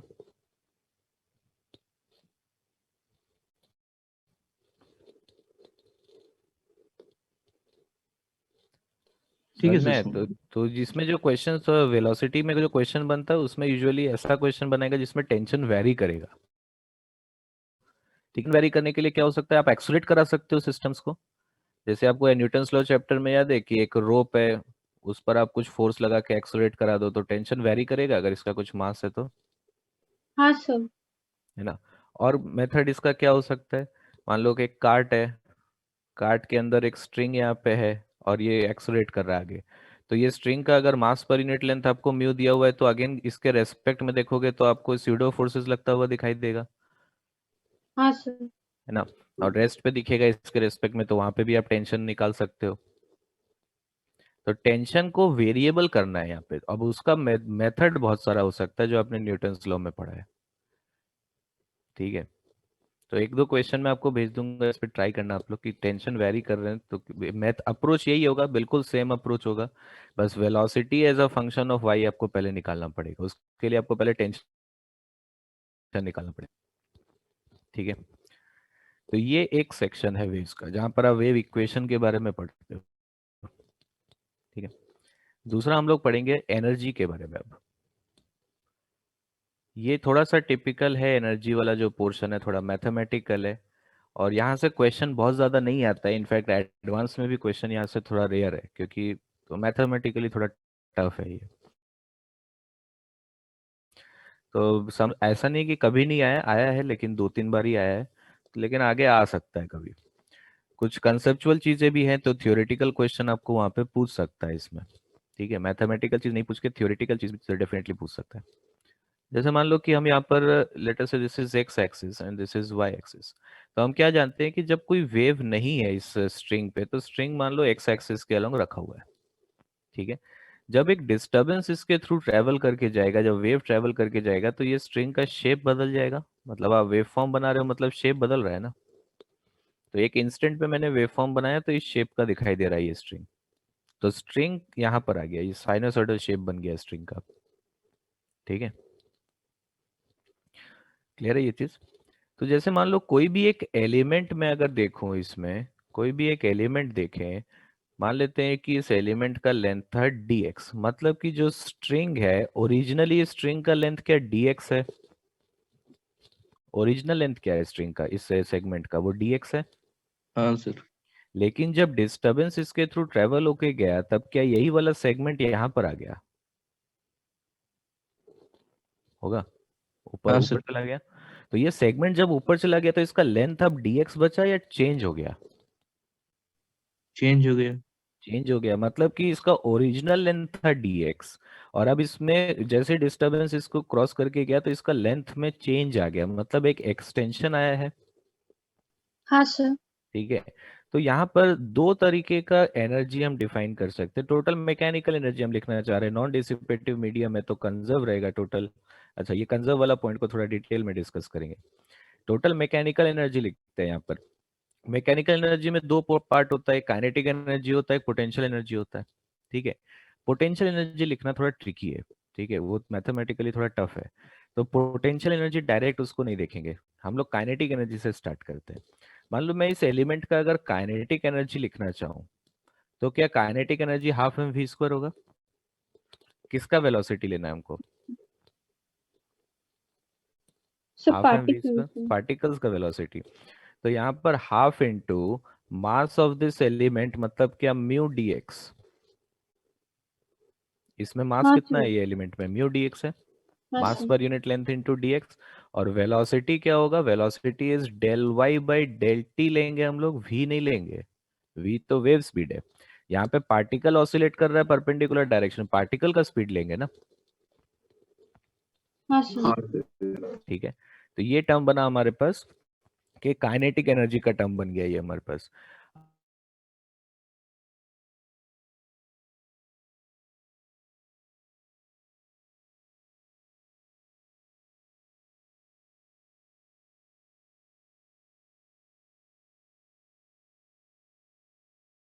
Del y by del x हाँ सर। ना, हाँ तो सर। इसको आप क्या लिख सकते हो, हाफ ऑफ, देखो del y by del t को पुट कर दो तो ये बन गया mu into v square into del y by del x का whole square into d x, यही बनेगा। इस तरह से भी लिखा जा सकता है। हाँ फर्दर आप और इसको रिप्लेस करना चाहो तो क्या म्यू का वैल्यू हम रोप का density into cross sectional area लिख सकते हैं, हाँ सर। है ना।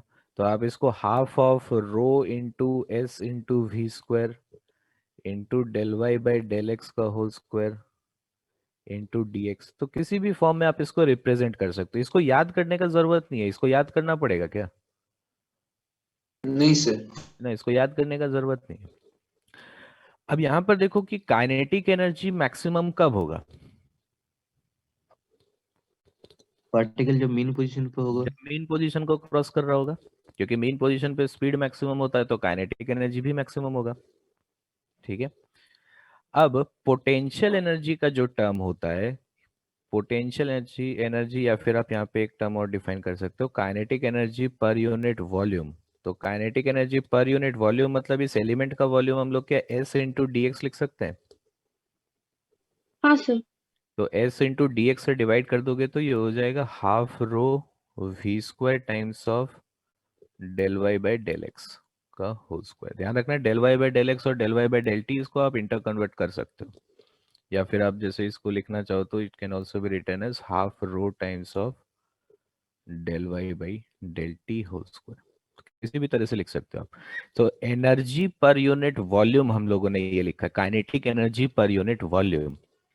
सो काइनेटिक एनर्जी तो हाफ एम वी स्क्वायर हो गया, लेकिन पोटेंशियल एनर्जी का टर्म यहाँ पर, पोटेंशियल एनर्जी का मतलब क्या है? क्योंकि कोई स्प्रिंग वगैरह तो ऐसा कुछ है नहीं, तो जब हम पोटेंशियल एनर्जी यहाँ पे लिखते हैं, potential energy is due to the extension in a segment.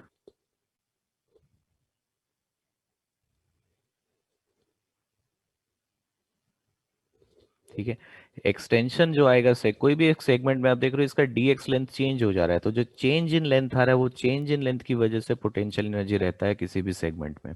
तो पोटेंशियल एनर्जी किसी पार्टिकल का नहीं होता वेव में। ठीक है, वेव में तो कोई पार्टिकल का कोई कंसेप्ट नहीं है। स्ट्रिंग में जो आप बोल रहे हो काइनेटिक एनर्जी के लिए आप एक पार्टिकल देख रहे हो, ठीक है, लेकिन पोटेंशियल एनर्जी स्ट्रिंग का किसी पार्टिकल का पोटेंशियल एनर्जी का कोई मीनिंग नहीं है। जब आप पोटेंशियल एनर्जी डिफाइन करते हो तो आपको एक छोटा सा सेगमेंट को देखना पड़ेगा।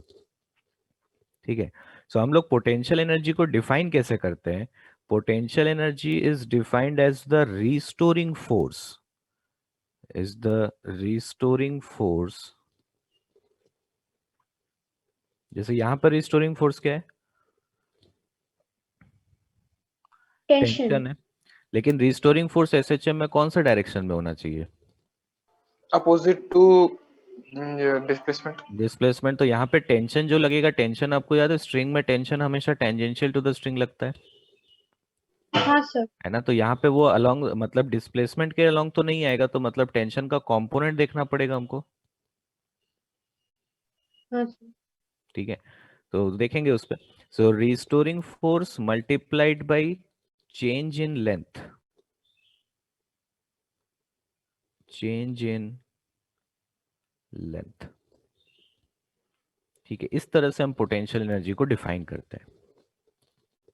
ठीक है, ध्यान से सुनो यहाँ पे फिर से। अगर एक स्ट्रिंग रखा हुआ है एक्स एक्सिस के अलोंग और एक वेव राइट डायरेक्शन में मूव कर रहा है, मैं एक वेव फॉर्म बना रहा हूँ टाइम t इक्वल टू 0 पे। हम लोग दो सेगमेंट यहाँ पे कंसिडर करते हैं, एक सेगमेंट में यहाँ पे कंसिडर कर रहा हूँ, एक सेगमेंट यहाँ पे कंसिडर कर रहा हूँ। ठीक है, ये दोनों सेगमेंट का जो लेंथ है वो dx है। पहले तो ये बताओ, अब देखो चेंज यहाँ पे लेंथ में चेंज आया है, ये वाला जो स्ट्रिंग पहले एक्स एक्सिस के अलोंग रखा हुआ था क्या वो इस तरीके से हो गया, टिल्ट हो गया? और यहाँ पर जो स्ट्रिंग है dx लेंथ का पहले जो सेगमेंट था क्या उसका लेंथ ऑलमोस्ट अनचेंज्ड है यहाँ पे? हाँ सर। हाँ ठीक है। सर। सो फर्स्ट केस में क्या हो रहा है, ये जो केस 1 इसको बोल रहे हैं और इसको केस 2 अगर आप बोल रहे हो, तो केस 1 में क्या हो रहा है कि जितने भी पार्टिकल्स यहाँ पर है वो क्लोज टू मीन पोजीशन है कि नहीं है? ये सब जो पार्टिकल जो सेगमेंट 1 आपको दिख रहा है ये सब पार्टिकल्स मीन पोजीशन के पास है ना। हाँ तो हाँ क्या सर। स्पीड इसका मैक्सिमम होगा? हाँ सर। अगर स्पीड मैक्सिमम होगा तो क्या काइनेटिक एनर्जी भी मैक्सिमम होगा? हाँ सर। ठीक है।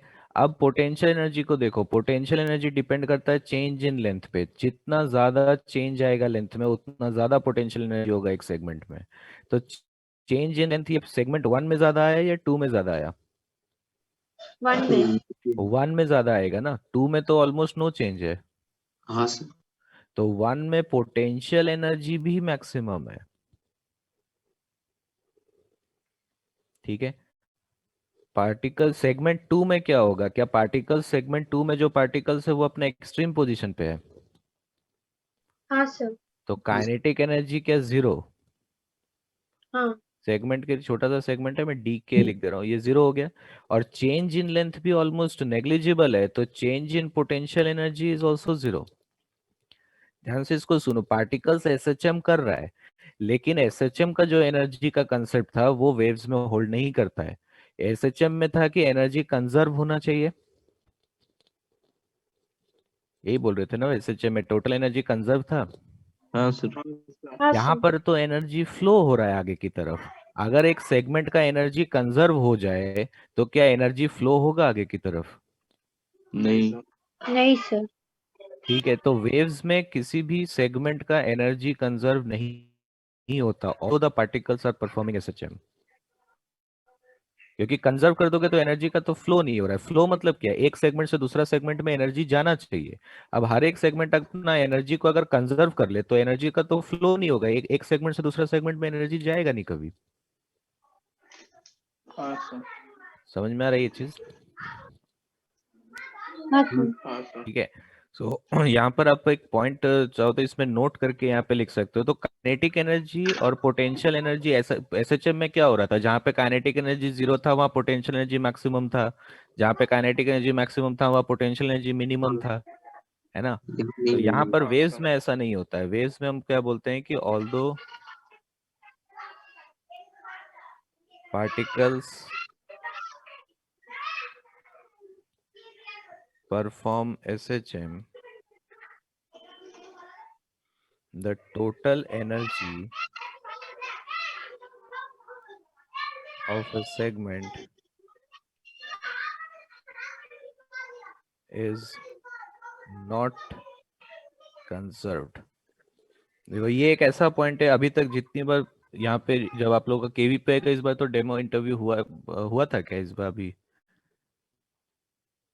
केवी पे का डेमो हुआ था यहाँ पे फिटजी में होता है ना? नहीं। इस बार शायद नहीं हुआ होगा, लेकिन जब हमेशा इंटरव्यू होता है तो ये क्वेश्चन मैं यूजुअली पूछता हूँ जब, तो हम आज तक 6-7 साल में हमेशा मेरे को एक ही जवाब मिला यहाँ पे कि सर टोटल एनर्जी कंजर्व होगा। तो मतलब फंडामेंटली गायब रहता है वेव्स का। तो एसएचएम मतलब क्योंकि दिमाग में बैठ जाता है एसएचएम मतलब एनर्जी कंजर्व, ऐसा नहीं है वेव्स में। समझ में आ रहा है ये चीज? आप खुद से सोचो, एनर्जी कंजर्व होगा तो आगे कैसे जाएगा? और वेव का मतलब ही तो it is the flow of energy. Clear है ये पॉइंट यहाँ तक? हाँ सर। हाँ सर। हाँ सर। अब देखो काइनेटिक एनर्जी जब मैक्सिमम हुआ तब पोटेंशियल एनर्जी भी मैक्सिमम हो गया, और जब काइनेटिक एनर्जी जीरो हुआ तब पोटेंशियल एनर्जी भी जीरो हो गया। मतलब हम बोल सकते हैं जिस रेट से काइनेटिक एनर्जी चेंज हो रहा है उसी रेट से पोटेंशियल एनर्जी भी चेंज होगा। हाँ सर। ठीक है। सो रेट एट विच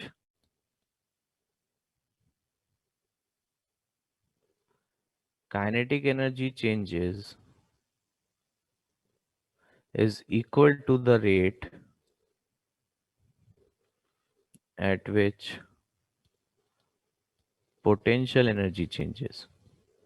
तो पोटेंशियल एनर्जी के लिए आपको कोई भी अलग से कैलकुलेशन करने का जरूरत नहीं है। जो function change in kinetic energy का है, ये डी के का फंक्शन जो है वही सेम फंक्शन डी यू के लिए भी आएगा। Half rho v square del, अच्छा half rho S v square del y by del x का whole square into d x. Same equation आएगा। आपको पोटेंशियल एनर्जी के लिए कैलकुलेट करने का कोई जरूरत नहीं पड़ेगा अलग से, मैथमेटिकली दोनों सेम है। तो यहाँ पर आप देखो कि काइनेटिक एनर्जी का एक्सप्रेशन लिखना तो इजी है, ये तो लिख सकते थे आप हाफ एम वी स्क्वायर, और वही सेम फंक्शन पोटेंशियल एनर्जी के लिए भी होगा। समझ में आ रहा है? तो del y by del x और del y by del t को आप कभी भी इंटरचेंज कर सकते हो। हाँ, ठीक। सो इसी तरीके से आप potential energy per unit volume अगर लिखना चाहो तो वो भी आप कर सकते हो, potential energy per unit volume. तो पर यूनिट वॉल्यूम के लिए एस इंटू डी एक्स से डिवाइड कर देंगे हम लोग। So half rho into v square times of del y by del x का होल स्क्वायर, ये आएगा। ठीक है। तो अगर मैं टोटल मैकेनिकल एनर्जी लिखूंगा इस सेगमेंट के लिए, total mechanical energy for D x length, तो टोटल मैकेनिकल एनर्जी डीई, क्या ये जस्ट समेशन होगा काइनेटिक एनर्जी और पोटेंशियल एनर्जी का? फंक्शन तो सेम है, तो ऐड करने का मतलब 2 से मल्टीप्लाई कर देंगे इसको, तो ये हो जाएगा rho S v square times of del y by del x का whole square into d x. फिर से बोल रहा हूँ कि आप del y by del x और del y by del t को कभी भी इंटरचेंज कर सकते हो। ठीक है। तो अगर आप total mechanical energy per unit volume लिखो, तो पर यूनिट वॉल्यूम हमारे पास हो जाएगा again S into d x से हम लोग डिवाइड कर देंगे, तो rho times of v square into del y by del x का होल स्क्वायर। समझ में आया क्या ये? सर जो टोटल एनर्जी का इक्वेशन है उसको अगर हम डिफरेंशिएट करें तो मतलब सॉरी इंटीग्रेट कर दें तो क्या हमको मतलब वेव का पूरा वेव का एनर्जी मिल जाएगा? हाँ, वेव एनर्जी मिल जाएगा, लेकिन देखेंगे उसको इंटीग्रेट करना इतना आसान नहीं है, क्योंकि y del y by del x, y तो एक्स और टी दोनों का फंक्शन है, इंटीग्रेट कर पाओगे?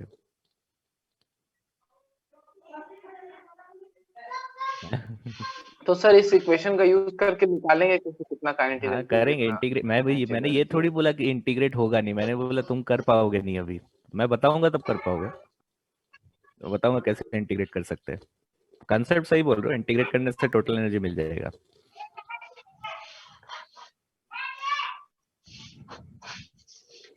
हो गया क्या ये? सर सर यहाँ पे हाँ। Total energy of a segment is not conserve, but जो हाँ। सर पार्टिकल्स है सर उसका तो टोटल एनर्जी कंजर्व होगा। नहीं होगा, पार्टिकल का तो कोई पोटेंशियल एनर्जी का मतलब नहीं है। हाँ सर, पोटेंशियल एनर्जी तो ट्रैवलिंग वेव में एनर्जी कभी कंजर्व नहीं होता है, कंजर्व होगा तो फिर ये चैप्टर का ही मतलब नहीं रहेगा, एनर्जी का फ्लो नहीं हो रहा है फिर। हाँ सर। हो गया यहाँ तक?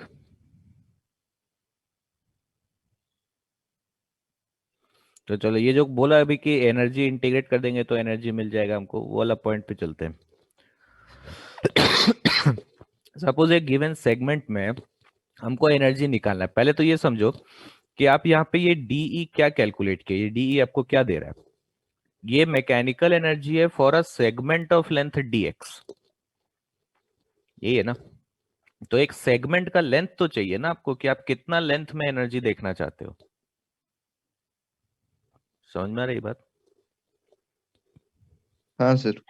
दूसरा चीज, क्या ये वेव फॉर्म हमेशा यहीं पे रहेगा या आगे जा रहा है? आगे जा रहा है। आगे जा रहा है। तो क्या एनर्जी कैलकुलेट करते टाइम एक सेगमेंट के बारे में अगर मैं सोचूंगा तो वो सेगमेंट में एनर्जी भी टाइम के साथ बदलेगा? हाँ सर। तो हाँ क्या सर। एनर्जी हम एक पर्टिकुलर इंस्टेंट पे ही कैलकुलेट कर सकते हैं? हाँ सर। तो दो चीजें चाहिए एनर्जी डिफाइन करने के लिए, पहले तो किस इंस्टेंट पे कैलकुलेट करना है, दूसरा कितना लेंथ ऑफ सेगमेंट में कैलकुलेट करना है। समझ में आ रही चीज? हाँ सर। तो ये जो जितना भी ये डिफरेंशियल इक्वेशंस मैंने यहाँ पे लिखा है ना, ये सब जो डिफरेंशियल फॉर्म में आपको इक्वेशंस दिख रहा है, ये सब इक्वेशन सब में वैलिड है, मतलब लॉन्गिट्यूडनल वेव्स के लिए भी आप यूज कर सकते हो इसको। ठीक है, it can be use for longitudinal waves also. तो ऐसा नहीं, इसीलिए मैं बोल रहा हूँ अगर स्ट्रिंग वेव्स आपको अच्छे से समझ में आ गया तो साउंड वेव्स में बहुत आसानी से समझ में आएगा, क्योंकि अगेन सेम इक्वेशंस आएगा, बस फर्क क्या पड़ेगा, वेलोसिटी में जो टेंशन का टर्म था वो टेंशन की जगह जो भी इक्विवेलेंट वैल्यू होगा वहां पे उसका यूज करेंगे हम लोग, बट नेचर जो है डिफरेंशियल इक्वेशंस का ये हमेशा सेम रहने वाला है। तो देखो हम ये कैलकुलेट करते हैं, लेट अस से कि हमारे पास एक वेव इक्वेशन है, क्वेश्चन नहीं, मान लो एक वेव इक्वेशन है y equal to a sine of omega t minus के एक्स। ठीक है, फाई का टर्म आप लिखो नहीं लिखो कोई फर्क नहीं पड़ता उससे, आंसर में से फाई तो एक कांस्टेंट वैल्यू, उसका कोई इफेक्ट नहीं आएगा आंसर में। सो सपोज कि हमको ये कैलकुलेट करना है कि find the total mechanical energy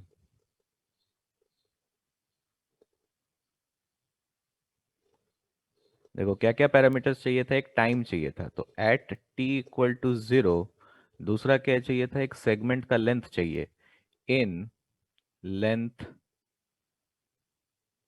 lambda. ठीक है, तो इसका जो फाइनल रिजल्ट है उसको आप याद भी रख सकते हो, लेकिन इंटीग्रेशन का मेथड में इसलिए बता रहा हूँ कि हो सकता है मान लो आपको मैं लैम्डा की जगह लैम्डा बाई 4 पूछ दूं एग्जाम में, लैम्डा बाई 2 पूछ दूं, तो आपको समझ में आना चाहिए कि इंटीग्रेट हुआ कैसे। तो देखो टोटल एनर्जी अगर मेरे को कैलकुलेट करना है तो मतलब जो हम लोगों ने डिफरेंशियल इक्वेशन लिखा है उसको इंटीग्रेट करने से आ जाएगा। हाँ सर। ठीक है, तो ये लास्ट वाला नहीं लिख रहा, ये तो एनर्जी पर यूनिट वॉल्यूम है, पर यूनिट वॉल्यूम नहीं, ये वाला total energy rho S v square वाला टर्म को इसको लिख रहे हैं। So rho S v square into del y by del x का whole square into d x, इसी को इंटीग्रेट करना है। ठीक है, अब क्या क्या टर्म कांस्टेंट है, रो कांस्टेंट है, क्रॉस सेक्शनल एरिया कांस्टेंट है, वेलोसिटी कांस्टेंट है, यही है। Del y by del x करेंगे, उसका होल स्क्वायर करेंगे तो क्या ए स्क्वायर के स्क्वायर बाहर आएगा, ये भी कांस्टेंट है। हाँ इंटीग्रेशन में क्या बन गया, cos square omega t minus के एक्स डी एक्स, यही बचेगा। तो यहाँ पर जब देखो टोटल एनर्जी जो आप लिख रहे हो वो टाइम और एक्स दोनों का फंक्शन है, तो आपको एक टाइम का वैल्यू जरूर बताएगा कि कब कैलकुलेट करना है, तो हमको t इक्वल टू 0 बोल रहा है। सो t इक्वल टू 0 पे ये हो गया रो एस वी स्क्वायर। अच्छा, यहाँ पर इसको आप ऐसे भी लिख सकते हो, v इंटू के को क्या लिख सकते हैं हम लोग, ओमेगा। ओमेगा लिख सकते हैं। So rho S A square omega square कर दो इसको, और ये टर्म हो गया हमारे पास cos square of k x हो जाएगा, क्योंकि माइनस ऑफ के एक्स तो कॉस के एक्स ही रहता है। हाँ सर। ठीक, और हमको इंटीग्रेट करना है 0 से लैम्डा, यहाँ पे फर्क पड़ेगा कि क्या डेटा आपको दिया हुआ है। अगर लैम्डा बाई 4 बोलेगा तो 0 से लैम्डा बाई 4, लैम्डा बाई 2 बोलेगा 0 से लैम्डा बाई 2। ठीक है, तो इसका इंटीग्रेशन आप लोग कर सकते हो, इसको मैं नहीं सॉल्व कर रहा है इंटीग्रेशन, इसको आप सॉल्व करोगे तो ये आएगा लैम्डा बाई 2। ठीक है, आप लोग ट्राई करना इंटीग्रेशन, के का वैल्यू 2 पाई बाई लैम्डा है। तो ये आ जाएगा हमारे पास half of rho S A square omega square lambda. So this is the energy in a traveling harmonic wave at t equal to 0 in a length lambda.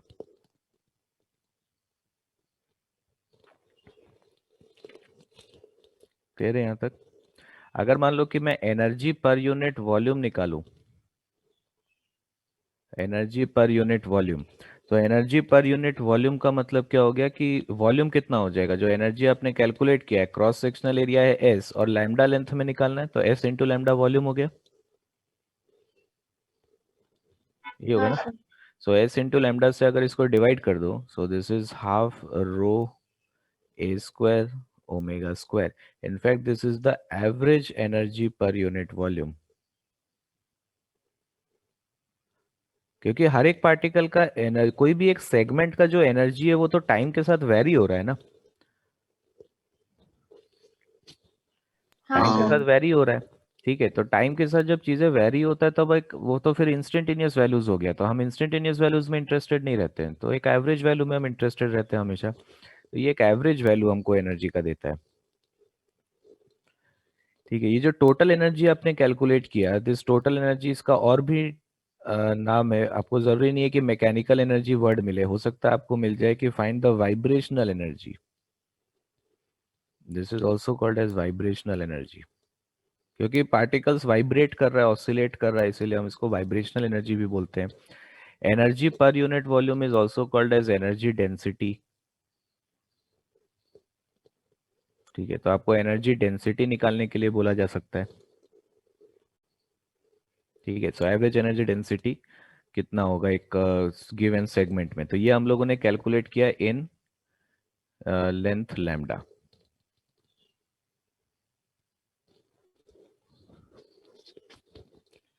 Clear है ये यहाँ तक? तो इसको आप डायरेक्टली यूज कर सकते हो, क्योंकि मैक्सिमम टाइम लैम्डा के लिए ही आपको पूछा जाएगा, तो इसीलिए आप इसको यूज कर सकते हो।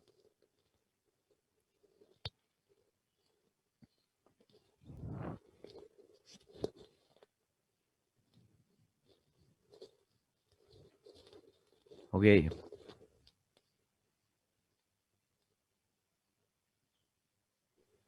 हाँ सर। कोई डाउट यहाँ तक किसी को?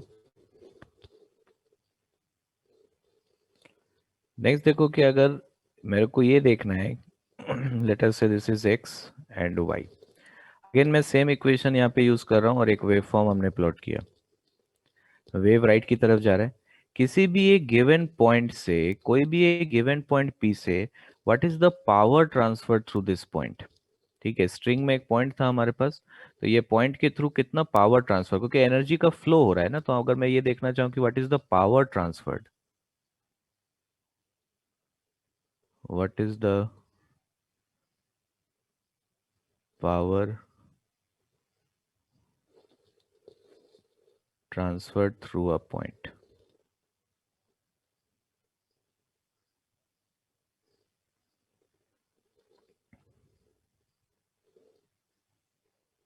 on the string। तो पावर को क्या, इंस्टेंटेनियस पावर को फोर्स डॉट वेलोसिटी लिख सकते हैं? हाँ सर। लेकिन किसका वेलोसिटी? पार्टिकल का। पार्टिकल पार्टिकल का, का। क्योंकि ऑसिलेट कौन कर रहा है? पार्टिकल ऑसिलेट कर रहा है, और पावर ट्रांसफर लिखना है given point on the string के थ्रू, तो वो पॉइंट ऑसिलेट कर रहा है, मतलब पार्टिकल का वेलोसिटी लिखना है। तो जैसे मान लो कि ये पार्टिकल, इसका वेलोसिटी डाउनवर्ड डायरेक्शन में है अभी।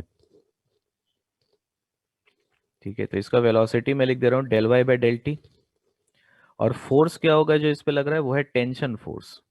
और टेंशन हम लोग टेंजेंशियल डायरेक्शन में बनाएंगे, इस वेवफॉर्म कैसे टेंजेंशियल डायरेक्शन में आएगा, टेंजेंशियल टू द स्ट्रिंग होता है टेंशन। तो यहाँ पे ये जो टेंजेंट है, क्या ये टेंजेंट एक्स एक्सिस के साथ एंगल बना रहा है थीटा? यही एंगल है थीटा। हाँ सर। ठीक है, सो अगर आप पावर लिखो, पावर हमको पता है फोर्स डॉट वेलोसिटी हो जाएगा हमारे पास, पार्टिकल का वेलोसिटी हो जाएगा ये। तो फोर्स हो गया यहाँ पे टेंशन, ठीक है, पार्टिकल का वेलोसिटी हो गया del y by del t. ठीक, और एंगल यहाँ पर हमारे पास इन दोनों के बीच जो एंगल है वो 90 माइनस थीटा है, so cos of 90 minus theta sine theta आएगा।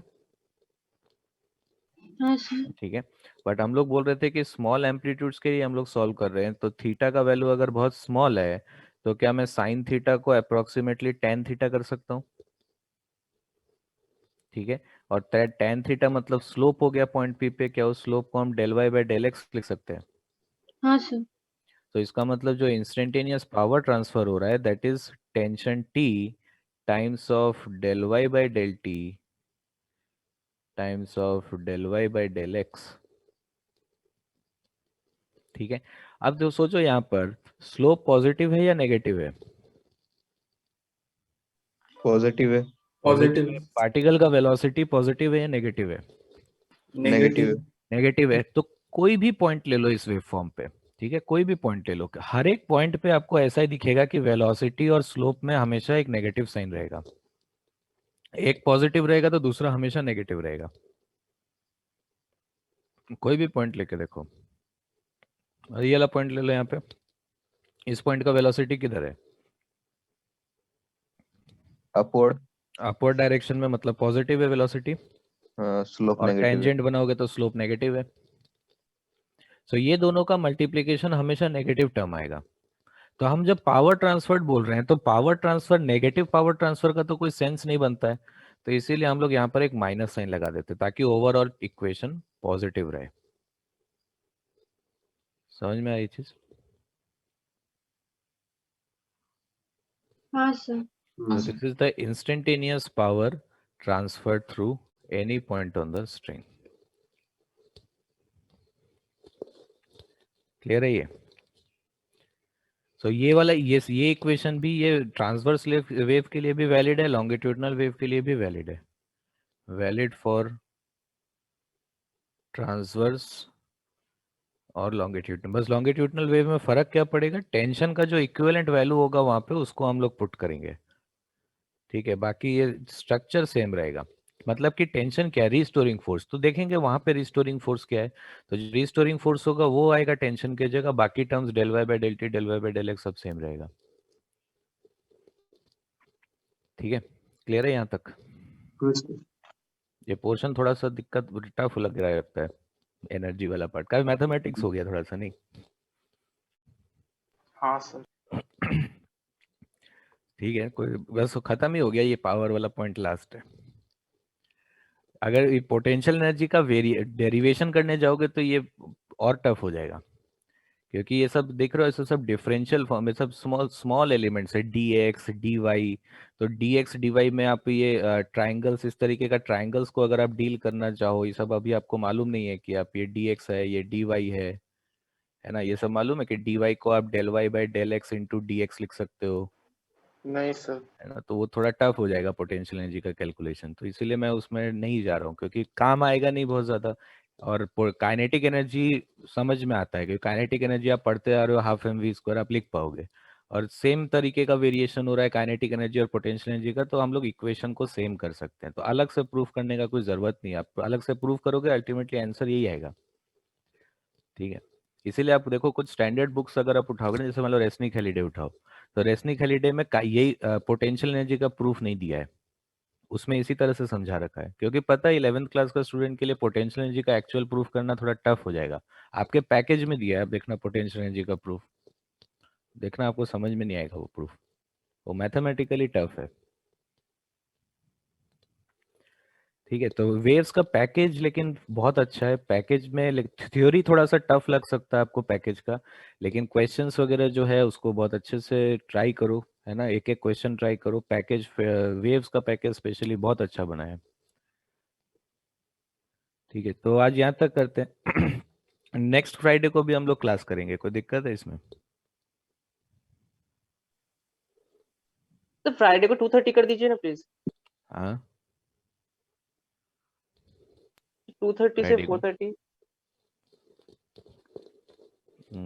3 बजे से 2 बजे मेरा एक क्लास, 2 बजे तो मैं फ्री होऊंगा क्लास से. 3 बजे से रहने से ठीक है. 3 बजे कोई दिक्कत है? 3 से 5 नहीं सर। ये बेटर रहेगा, क्योंकि 2 बजे मैं फ्री रहता हूँ. फिर थोड़ा सा हाँ सर, देख 3 भी से सकते हैं. 5 ही ठीक रहेगा, वो बस का 3 एग्जाम भी से है। 5 करेंगे. चैप्टर को, थ्योरी को अच्छे से समझो, बस क्लास मिस मत करना. इस चैप्टर में, इस चैप्टर में क्लास मिस करके आप ये चैप्टर कभी समझ, बुक से तो कभी समझ में नहीं आएगा, है ना? अब यही सब चीज जो मैंने यहाँ पे लिखा है, मैं आपको ये वाला बिना पढ़ाई ये भेज दूँ तो आपको कितना समझ में आ जाएगा इसमें? आपको समझ में नहीं आएगा इसमें कुछ क्या लिखा हुआ है, नहीं लिखा हुआ है. तो बुक से तो कुछ समझ में नहीं आएगा. तो ये मत सोचना कि बुक से समझ लोगे, क्लास में ही समझो, वही काम आएगा इसमें. ठीक है, और अब बहुत ज्यादा अब नहीं, टफ टफ नहीं है. जो भी टफ पोर्शन था सब हो गया. अब जो भी पढ़े हैं इसी को फिर अलग अलग तरीके से हम लोग करेंगे. एसएचएम का एडिशन पे अब हम लोग नेक्स्ट क्लास से डिस्कस करेंगे. एसएचएम का एडिशन हम लोगों ने पढ़ा था, तो उसको वेव्स में यूज करेंगे अब. ठीक है. सर. हाँ, सर ये एक्स्ट्रा क्लास सर वेडनेसडे ले सकते हैं क्या सर, 3 से 5? वेडनेसडे तो नहीं होगा. वेडनेसडे मेरा फिर फ्राइडे ही फ्री रहता है, बाकी दिन तो रोज मेरा 2-3 क्लास तो रहता ही है. अच्छा ठीक है सर. ठीक है, मैं एक ही दिन फ्री हूँ पूरे वीक में, फ्राइडे. फ्राइडे भी फ्री मतलब क्या, मतलब सेकेंड हाफ में फ्री हूँ.